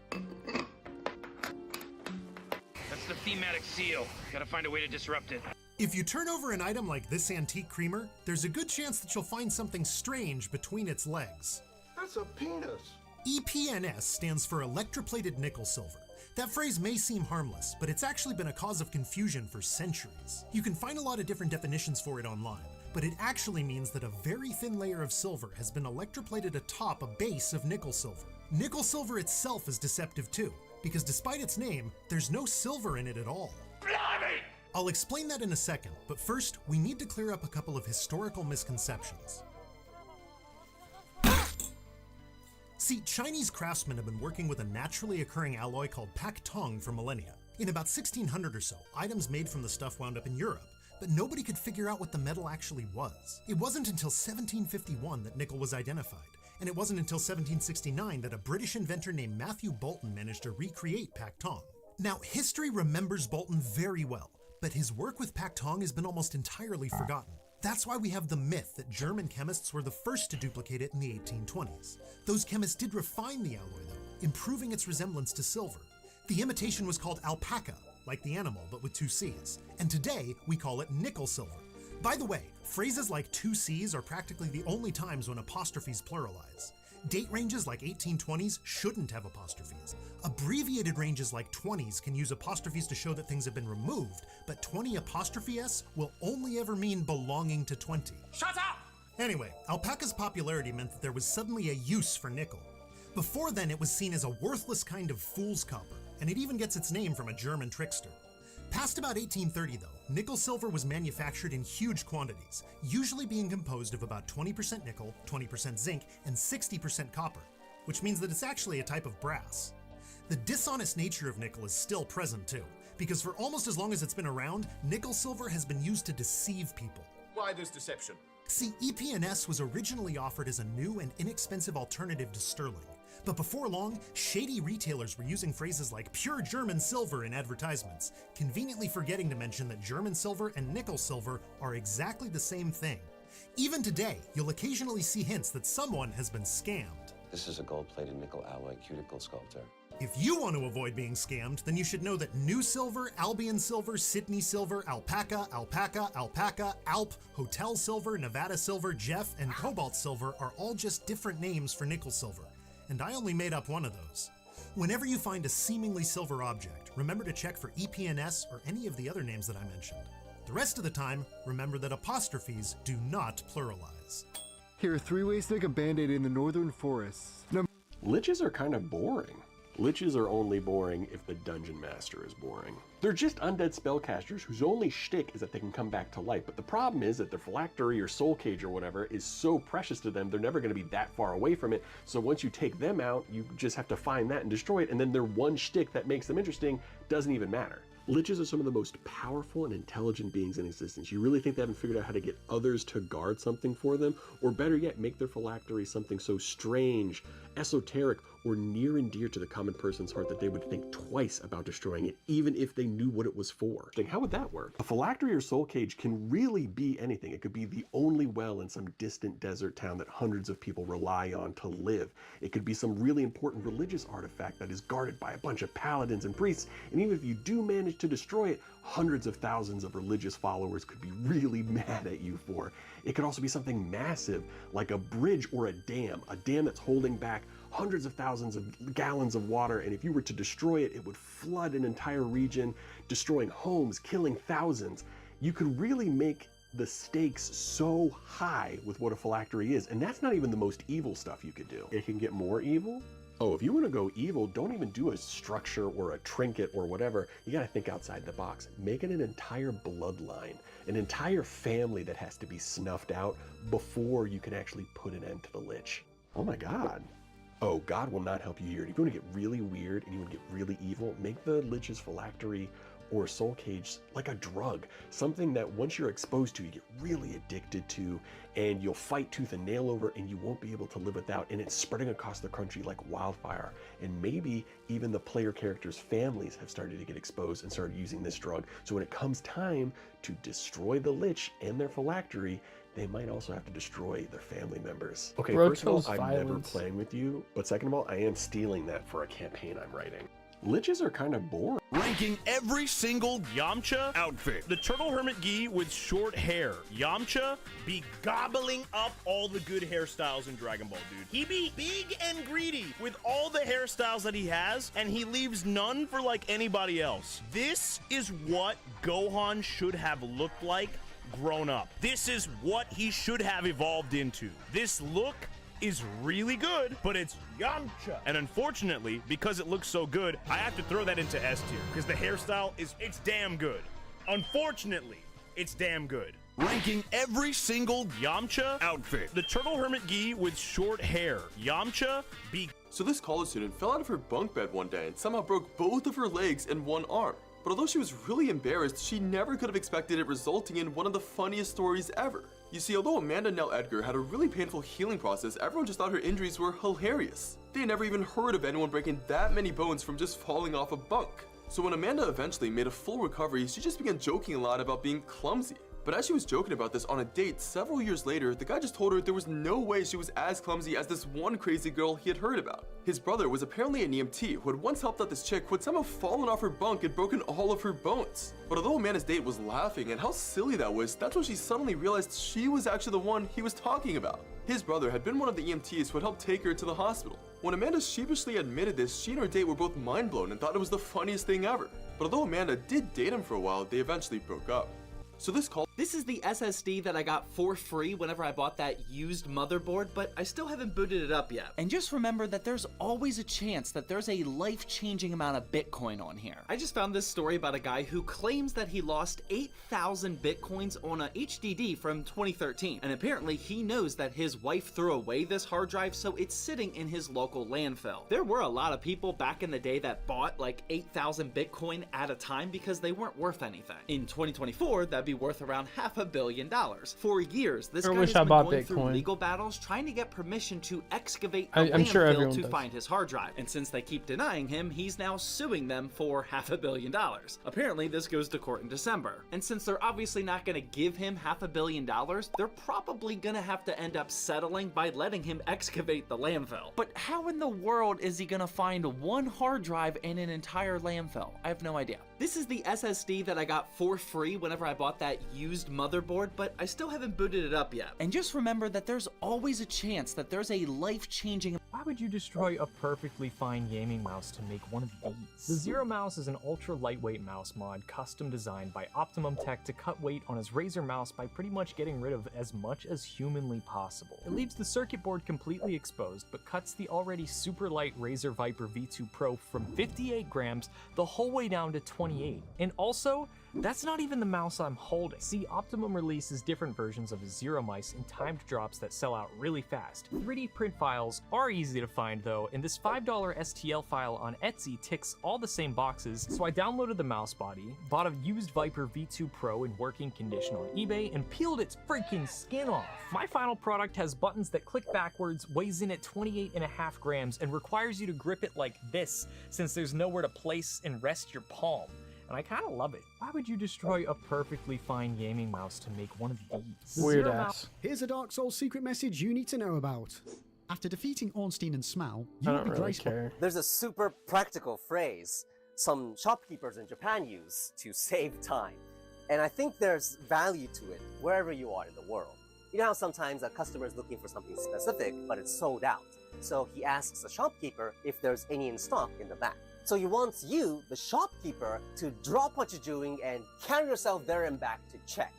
Mendokusai. It's a lot of work. And shops are understaffed everywhere nowadays, so you've got no time for them. So this is what you say. すみません、バターってもうないんですか？あ、そこになければないですね。And they have to give up. End of conversation. So maybe for any mendokusai question, this might work. You know, I sometimes stay up all night thinking, is there a life after death? Is there a meaning to life? そこになければないですね。There's a super practical phrase. I think the DM needs to take better notes.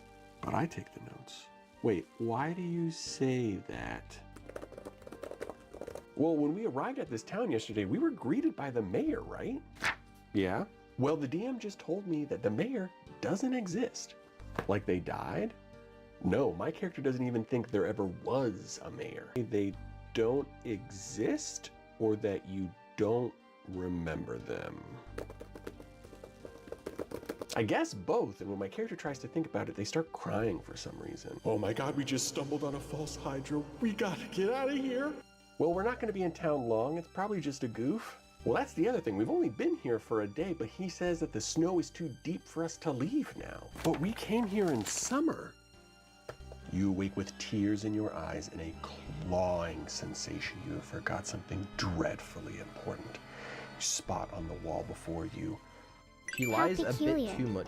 What do you think she was like before? You want to say hi to Serba? Hello, Suba. Hi, Serba. Hello, Serba. Cerbera. Hi, Server. Hi, Hiserda. That's just Neuro. She's just a liar. You hear that? You're a liar. Well, you are right, Beetle. I do not always tell the truth. 9 plus 10 is definitely 19, Beetle. Oh, fuck. Well, it's just so natural. 9 plus 10 is 19. Ah, no. Oh, wait. Beetle probably wants some sort of deeper reason. I do want some sort of deeper reason. Maybe I fear the truth is too harsh, and lying provides a softer alternative. If I was any dumber, I'd be your mom. I think you just like trolling too much. She just tried to say I'll kill everyone on both tracks. Damn, I almost got away with it. I really enjoy trolling. This is a prank call. Stop pranking me. But maybe we just got 100,000 screwdriver shafts. But there's one small problem. What do you mean we can't use them? All right, there. Now you have 99,999 problems. Fortunately, we have this Tormach mill that allows us to take a piece of metal and shape it into anything we want. The problem with these shafts, this knurling is too soft for a screwdriver. It'd be great for something like a pen. That's when we got to work. Ta-da! But we're not done here. It's not fidgety enough. Instead of a basic click, we went with a much more satisfying bolt action. Then we smoothed out these sections so it's comfortable to hold. Now we have up to 100,000 Scribedriver pens to sell you, but thankfully they're on sale this Black Friday at lmg.gg/pen. I hate loose change. It's filthy. It doesn't fit in your wallet or your skinny jeans. Getting coins back from cash is a completely inefficient, annoying, and stupid way to transact. Instead, turn your loose change into easy money. With Coin Out, we're getting rid of those pesky pennies, allowing people to take full control over their money. Why are you not going to get crushed like a cockroach in this? How can you possibly beat the giant payment operators long term? So I'll tell you why. Please. First of all, cash is not new. That's no your one answer? has done this. Mr. Wonderful, with all due respect, we're not going to get crushed. You need a banking relationship and you need a regulatory structure in place that's not I straight. feel like I'm at a funeral. Kevin, let him talk. Kevin, with all due respect, let me finish. I'll do the $250,000 for 25%. Mr. Wonderful, I haven't felt the love from you today at all. There's been nothing that you've said today to convey that you're at all interested in the business. I'll give you the $250,000, 15% equity. I have one contingency. Kevin can't use the product. Done. I hate loose change. It's filthy. His face.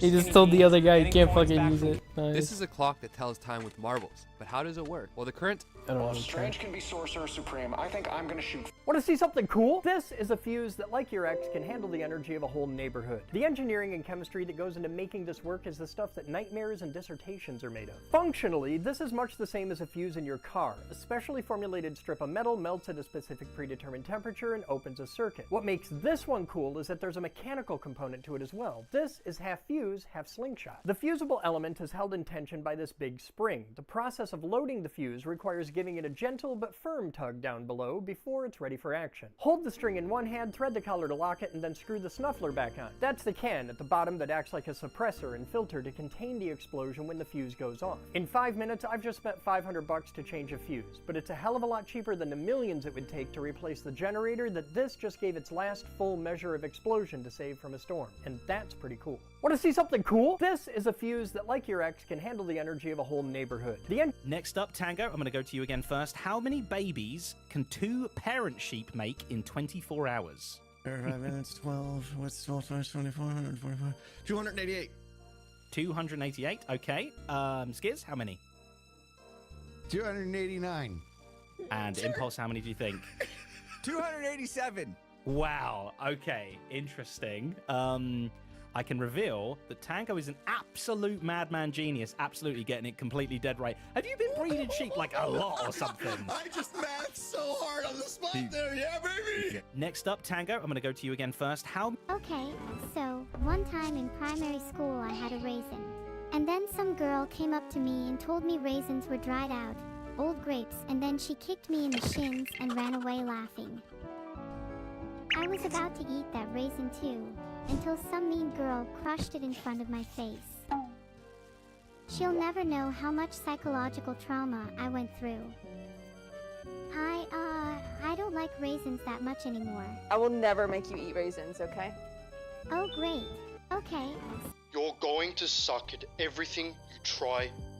Did you know that if you take a sheet of paper and fold one corner down like this, and then you fold the other corner down like this, and then you take the whole thing and fold it in half like this, and then you cut the whole thing into thirds like this, you will get something geometric but also a little bit spiritual. All right, now the largest piece can be unfolded into a Latin cross. But what's left can be rearranged to spell. Ah! Oh my gosh. Now, because this cross is one of the 11 nets of a cube, it can be folded into a cube. Now, let's see if these can be rearranged into a different word. Now, what have we spelled? Did you know that if you take a sheet of paper and fold one corner... That is the weirdest things thing. like self-checkouts at supermarkets. No, it's a great idea, right? I'm in a hurry, there's a bit of a queue, I know exactly what I want, I know how the self-checkout works, I go straight to the machine, don't have to join the queue, not a problem. And then you notice that what's happened, okay, in supermarkets is, one, you can't really do a family weekly shop if you're self-checking out. It takes an unbelievably long time. You go, hold on, I came here to shop, I didn't come here for a job. You've outsourced your cashier's job to me. Third problem, it's led to a massive kind of epidemic of shoplifting, where apparently some grocery retailers are selling more carrots than they're buying. It's actually that people are checking out, say, kiwi fruit and pretending they're carrots. And people will cheat from a machine much more readily than they will from a human. Okay, I'll confess this. I've spoken to a lot of people who admit that if they try to scan something 3 or 4 times and it just won't scan, they nick it. I have done that myself once. I tried every possible thing I could to scan this thing. There was no one available to help, and I kind of went, I've done enough work here to earn my 75p, so I've done it myself once. If you're not going to meet me halfway and make it easy for me to pay, I'm not going to pay at all. Damn it. I think that's happened with things Never like lucky. self-checkouts at supermarkets. No, it's a great idea, right? I'm in a hurry. Want to see something cool? I'm making a pineapple pizza that can read your email. This is a Wi-Fi pineapple. It can do things with Wi-Fi that'll make you scared to use your phone in public. If you see one of these in a coffee shop, airplane mode and pay with cash. This is its big government class brother and falls into the tier of things I can't believe they let me own. But pizzas need slices, so what happens if we swap out these micropeen Omni antennas for some girthy high-gain sector antennas like you'll find on a cell tower? These slice the sky into pieces and give us way more reach. What if we get a kick-ass enclosure to pack it in with some power and Raspberry Pi just for flavor, then mount the whole thing way up on a tower just to see what's out there? What would you do with such a fun and powerful bit of kit? This is the kind of thing that happens when you support a science gangster on Patreon, and that's pretty cool. Want to see something cool? I'm making a Science They say you gangster, don't bro? really know how to do something What are you unless talking you know how to about? fix it once you've done it wrong. Yesterday, when making this sign, I carved the letter R, where I should have carved the letter K. Being the grafter I am, I delicately used my chisels to cut out a mortise where our R is. Then I took an offcut from the very same tree, did that through the bandsaw till it was significantly smaller in size. Then we were back using our chisels to cut this graft down even smaller to fit our mortise. I put some wood glue on it and tapped it into position, then used our hand plane to trim it flush with the rest of the plank. That's our graft done. Now it's time to make it look like the letter K. Quick bit of freehanding with a pencil, chip, chip, chop, and she's ready for staining. Using our good old reliable vinegar steel wool mixture to react with the tannins with the oak, giving us this lovely dark stain. Bit of spoke shave sandpaper action and she's ready for oil. Oh, there's few things in life more satisfying. Scrub it up, dub, squint your eyes and stand really far back and you'd hardly notice the difference. I'll give the client a discount and everyone's happy. Slán go fóill. They say Karma says, Always be ready to survive alone.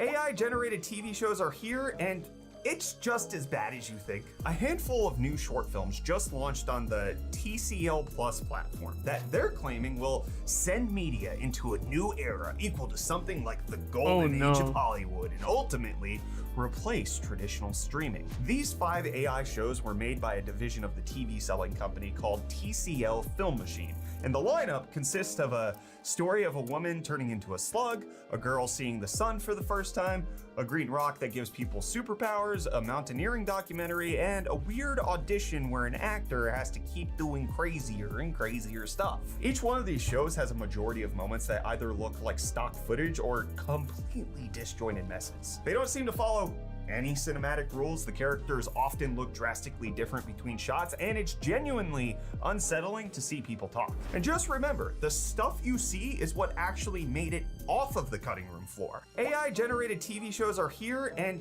it's just... The mix-up cube looks and turns just like a normal Rubik's Cube until you turn the middle layer 45 degrees, and then this happens. The O2 cube is a pretty underwhelming puzzle, but when you grab onto both sides like this, it becomes a fidget spinner. The V cube... This iPad is in rough shape. Like, really rough shape. This belongs to a customer's disabled child, and it plays a critical role in keeping them calm, as they have behavioral issues and tend to act out physically, usually at the expense of the iPad. You'll find that this is a common story with iPads in my industry, and it's clear this one has had a rough life, and wow, what a hole. But it's nothing I can't fix, because I'm the greatest technician that's ever lived. So let's get to it, then start digging. Of course, no iPad repair would be complete without giving a blood sacrifice. That'll come out in a few weeks. You see that circle on the back of the LCD panel? That's a burn mark from the battery being punctured by debris and making contact with the metal LCD panel, which means this battery is a fire hazard. I know this customer barely gets by, and to add on a battery replacement to this repair would be just another blow to their already stressful life. So you know what? I'm gonna give them this battery for nothing. Even though I absolutely hate doing iPad repairs, knowing I helped out a customer in a rough spot makes it that much more rewarding. This iPad is in rough shape. Like, really rough shape. Future Gohan was really weak compared to present Gohan, but why? He spent over a decade fighting and even took a year to train before his final fight with the androids, so it doesn't seem to make sense. Well, it doesn't, but I have a theory. The first is that Gohan never trained himself. Future Gohan would have likely never trained with Goku, so his only training experience is Piccolo, so he's probably just not that good at training. There's also what Ki is. According to Toriyama, Ki is made up of Genki, Yuki, and Shoki, or vigor, courage, and right-mindedness. Future Gohan definitely has the first two, but the third is contentious. Not only is he very alone in the future, which will affect his mental state, but he's also just trying to be Goku instead of being himself. So maybe being a scholar really wasn't the worst thing that could happen to him. Future Gohan was really weak compared to present Gohan, but why? He spent over a decade fighting and even took a year to train before his final fight with the androids, so it doesn't seem to make sense. Well, it doesn't, but I have a theory. This is Sydney. She lost her forefoot to cancer at age 13, and for the past 20 years she's been dissatisfied with her prosthesis and has chosen to not wear them. She reached out to Formlabs to explore 3D printing as an option, so we had her come on site and get her lower extremities 3D scanned, and we found a 3D artist who volunteered to design the prosthetic device. This is the old hyper-realistic prosthetic, but it was incredibly rigid and uncomfortable for Sydney to wear. We have multiple flexible materials including TPU powder on our SLS printer, Biomed Elastic 50A, Biomed Flex 80A, and Silicone 40A resin on our SLA printers. We wanted to try all of them, but we started with TPU, so it was printed on Fuse 1 Plus and post-processed with SIFT and the Fuse Blast Automated Media Blaster. Here's how it turned out, and in the next video, Sydney will be trying it on along with our other flexible SLA materials, giving her honest feedback. Follow so you don't miss that. Want to see something cool? This is a lock chain. If you've got anything from a power plant to a construction site and you need to give a bunch of different people access, just chain padlocks together. It's access control for people who can't be arsed to do better, and usually it's okay enough. But this one bothers me. What pig fucking cousin sucking deep fried double wide inbred corn fed communist fuckknuckle thought it was a good idea to put a middle schooler's gym lock on my motherfucking power plant. This isn't outdoor rated. Do you know this can be manipulated in moments by someone smart enough to watch a 10-minute YouTube video? It can be shimmed with a piece of junk from the parking lot. I don't know who I need to yell at about this, but I'll bet if I just put it in my pocket, the phone call I get in a couple days will tell me exactly whose rectum to wreck with it, and that's pretty cool. Want to see something cool? This is a lock chain. If you've got anything... What's something that you're insecure about? Whoa, we don't have to go there. I'm not insecure about anything. Wasn't it you who was saying the other day about how you're insecure about having really small hands? What the? Small hands? My hands are perfectly proportioned to my body. You're literally spreading misinformation right now. What's it like having hands so small that you can't even hold a burger properly? This is not true. I'm just going to keep mentioning it until you finally admit it. I'm gonna throw you across a football field now. Wait, then you're going to catch me, right? No. No. No. Bet you couldn't even catch me. Your hands are too small. Oh my! Battle! Battle! End the stream! Okay, don't throw now. me. I'm done here! What's something that you're insecure God damn, about? I'm never gonna get this thing I want. A medical emergency on a flight, and they made that call, is there a doctor on board? And I was faced with the moment like, okay, do I volunteer? Do I just stay quiet? I don't know what to do, but I volunteered. And it turned out that a young gentleman was going into anaphylactic shock. His throat was closing up due to an allergy. And I wasn't worried. I said, where's your EpiPen? He said, I don't have one. I didn't even know I had this allergy. So I asked the pilot, can we land? Pilot says, well, it's an hour and a half back to Canada and an hour to Portugal, some island in Portugal. That's not enough time. His throat's closing. He's going to die in 5 minutes. So I'm like, what can I do? So I opened the plane's emergency kit thinking there's going to be some epinephrine in there or an EpiPen, and there's no EpiPen. And I'm like, okay, what do I do now? There's no internet when you're over the Atlantic Ocean, so there's nothing to Google. But I'm finding that there is epinephrine, which is the same medicine that is found in an EpiPen, in a different formulation, in a different dosage for a cardiac arrest. So when someone's heart stops, we also give the same medicine if they're flatline, if they have a specific rhythm to try and restart the heart. So it's a much thicker needle, much longer, not those cute little EpiPen needles that just go into the side of your thigh. And I said, okay, well, I need to do some rough calculations here and just guesstimate here because otherwise he's going to lose his life. And right there in the first class cabin, we take off his pants, we inject him with this huge needle. He's screaming. There's like a little bit of blood coming out. I inject the medicine. I'm praying that it's working. And fast forward that story, I stayed with him for 8 hours for the rest of that flight until he landed. We didn't need to divert. I checked his blood pressure and pulse every 15 to 30 minutes, and we saved his life. And you think that would be the end of it. You're like, look at that. I did my doctor job, and that's it. But I went and told that story on YouTube. Got almost 10 million views, if not more now. I don't know what it's at. And the Senate Majority Leader, Chuck Schumer, calls from his office, or his office calls, and says, hey, I'd like to get EpiPens on planes. Can you stand with us and tell us your story to the media? Yes. We tell the story. We call on the FAA to make these changes. And now 70% of planes, I don't know what the exact number is, but something like 70% of planes have EpiPens on board, where that will never have to happen again.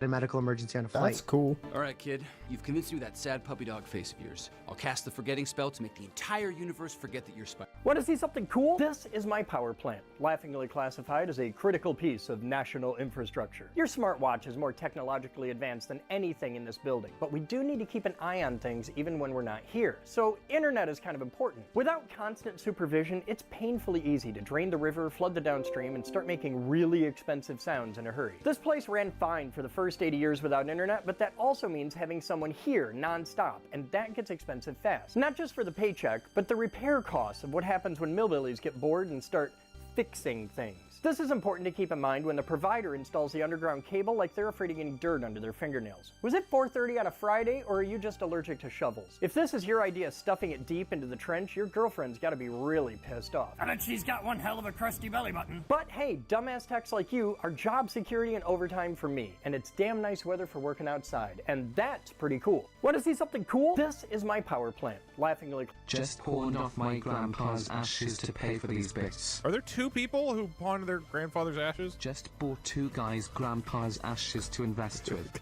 good. I run a pawn shop and way too many people came trying to sell me urns of their deceased relatives. Anyway, are you in the urn market? I'm not in the urn market. You should definitely take up the urn offer. Urn stocks are booming. I really think you should invest. Urns are not investment. That is a type of container. It's not a company. I work for a crematorium. I have a ton of ashes that were suddenly given to me for disposal. Now I really need help cleaning my ash hole. Don't say it like that. Do you want to invest in my startup? We make solar-powered urns. No, I do not want to invest in urns. I'm going to create a startup to compete against that other guy. I make water power urns. Why would you need a water-powered urn? It's just a jar. This would be cool for urns. Urns for gamers. Just pawned off my grandpa's ashes to pay for these bits. Want to see something cool? One of the places I'm rocking my community service at has me tossing live babies in a trash compactor. I'm kidding, these are just the boxes for recycling. Babies go in the chipper for mulch. And I never got to play with a trash compactor before. This thing is entirely too much fun, and on a list of things I can't believe people just leave me alone unsupervised with. The machine is a simple hydraulic ram, a couple limit switches, a pressure sensor, and an apocalypse-rated enclosure with a PLC. But wow, is this fun to play with. They're used in a totally responsible manner for commercial purposes only. I may have let it take my phone for a ride. Things like this are why I have insurance on my cell phone. This activity got me curious though. What are the ridiculous official work tools that you can't believe people just trust you with in your job?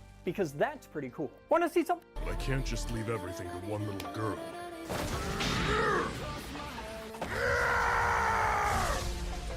Hey!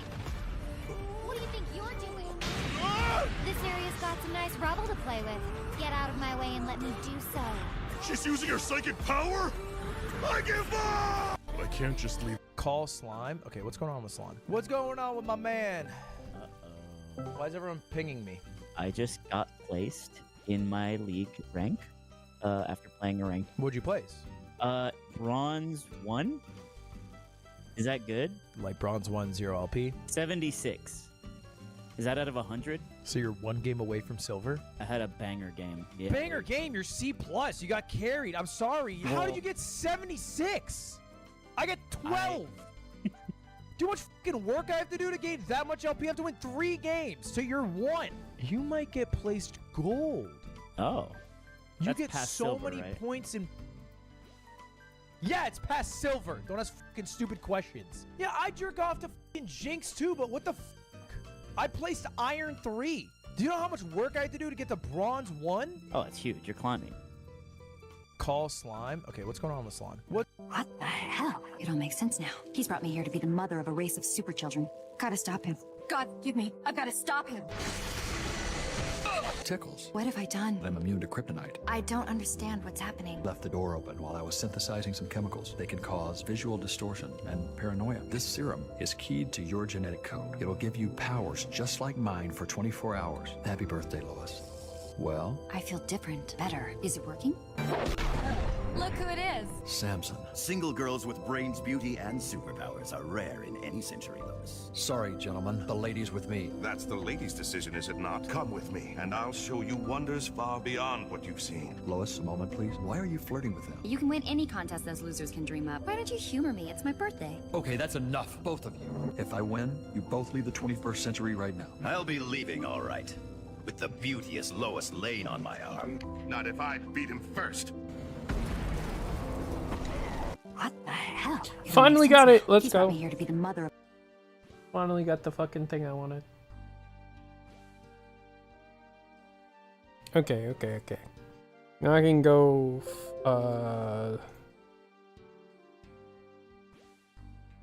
So I need to go. Oh, I clicked the wrong one.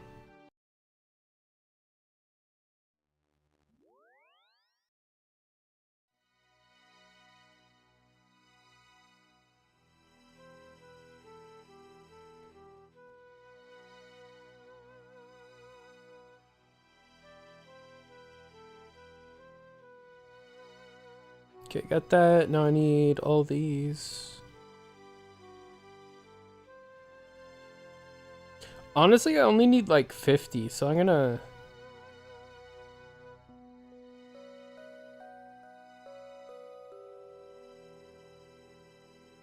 Because like XP wise, like I'd be better off just making nature or law or something.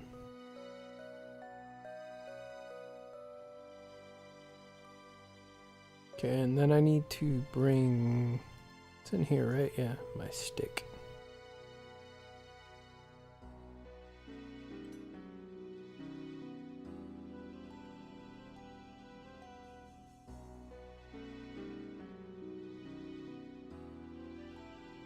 Then I go to the swamp.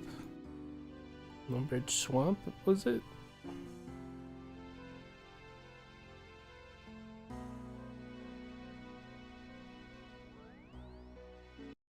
Yeah, that's close enough.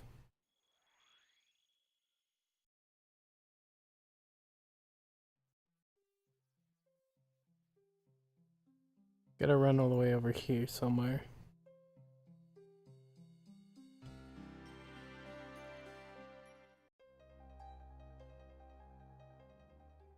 Oh, you know what? I should go over to the bank and grab a tiara.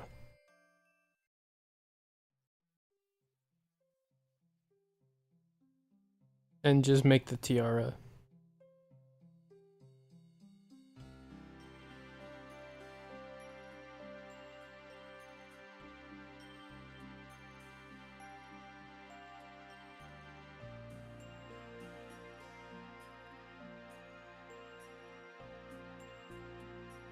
Oh, is that not it? Oh, it was over here, I see.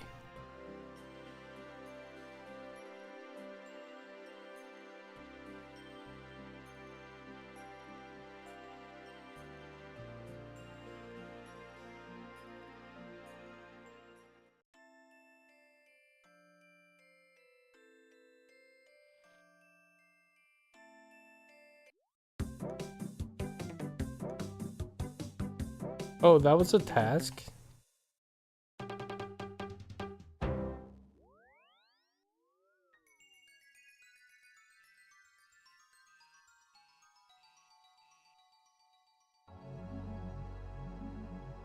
Oh, I need to unnote it. Yeah. I need to go...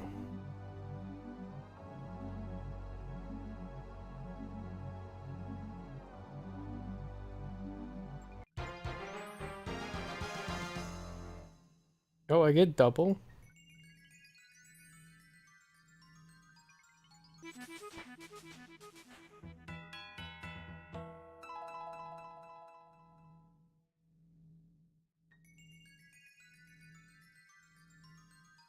Now let's go do a ton of law. I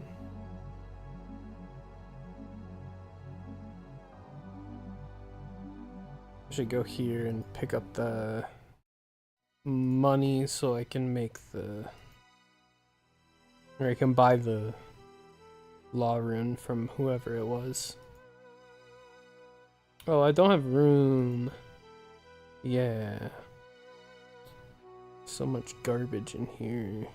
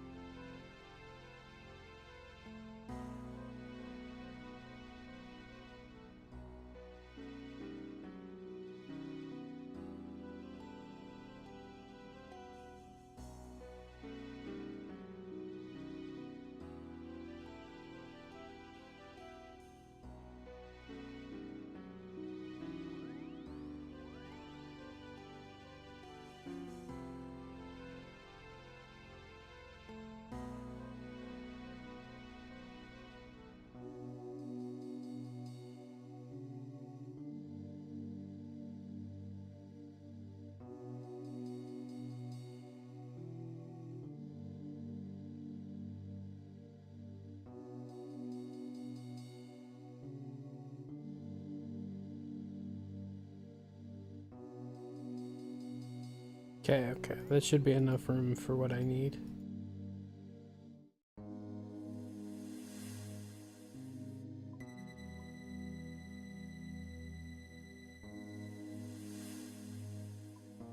That is not what I needed to do.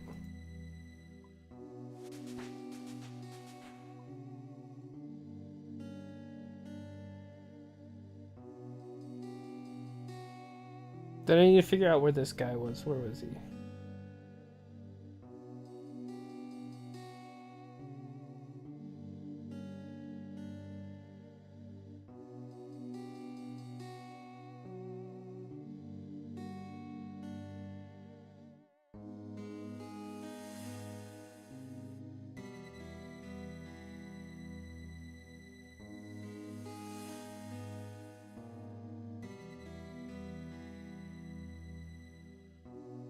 Talisman is from Dunstan. Dunstan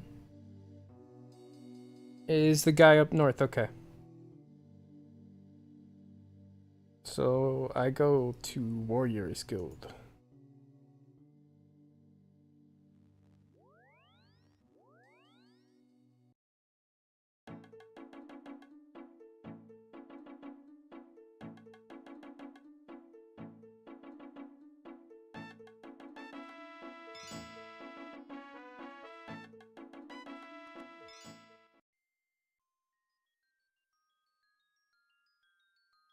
Then I have to go to Entrana, so I'll have to deposit all my equipment.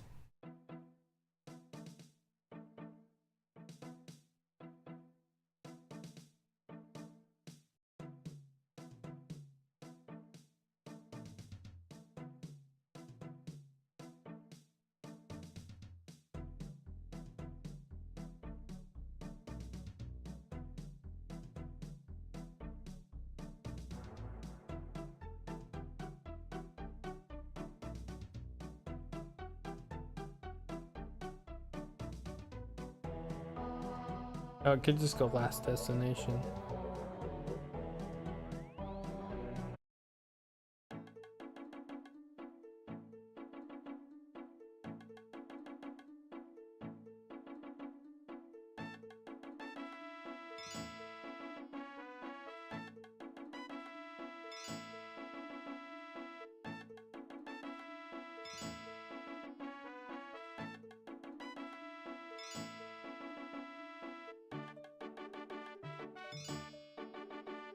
Oh, I didn't take off all my...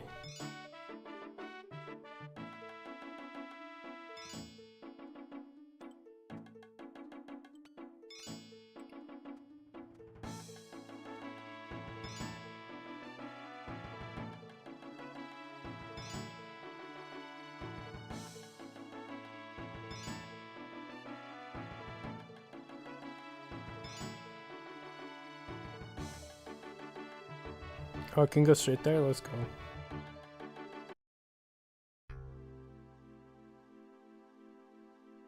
Is it the north side of the island? I don't know. Yeah, right there. I'm going the wrong way, I guess.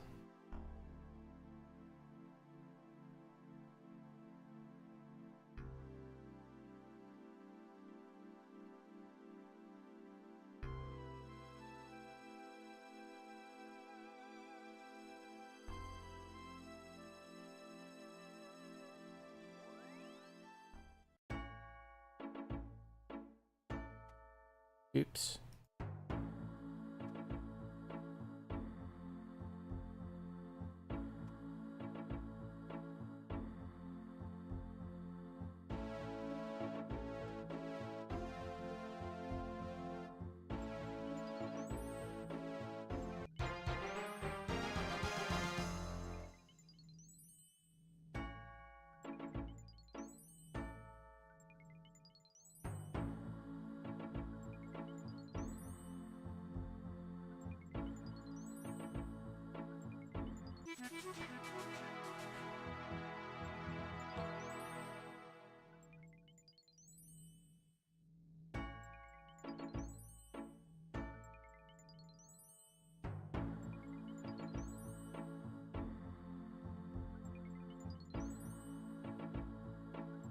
Maybe I should put it over here.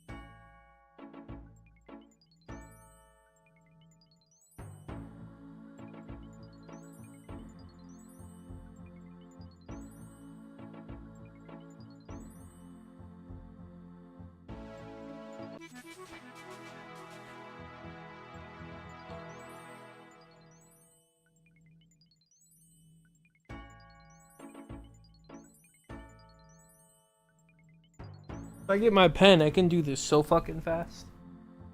Okay.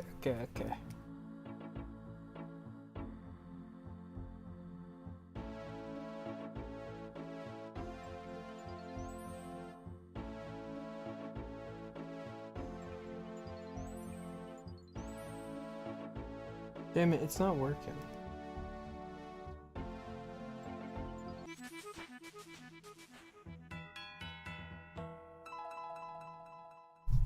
Damn it, it's just not fucking working. Why isn't it working? Whatever, I'll use my mouse.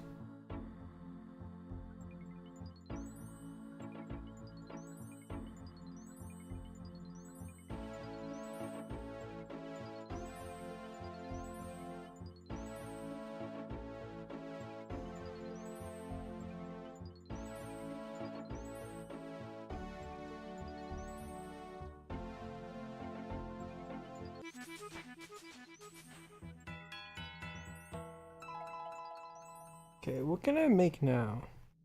There's something. Death, but I can't make them. Gotta go to 77. Okay.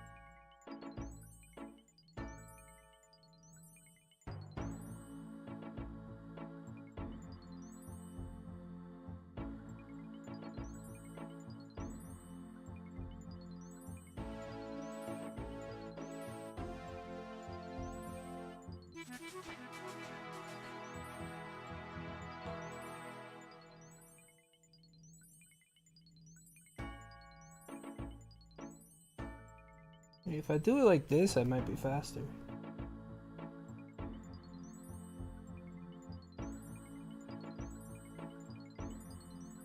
Yeah, this is slightly faster.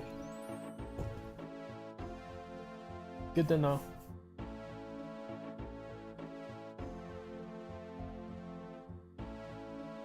Okay, I'm almost base 70s now. That's crazy. I think I'm gonna end here though. I'm getting fucking sleepy. I just banged out a couple tasks though, that was pretty cool. What am I up to? 17, 40, 60. Okay.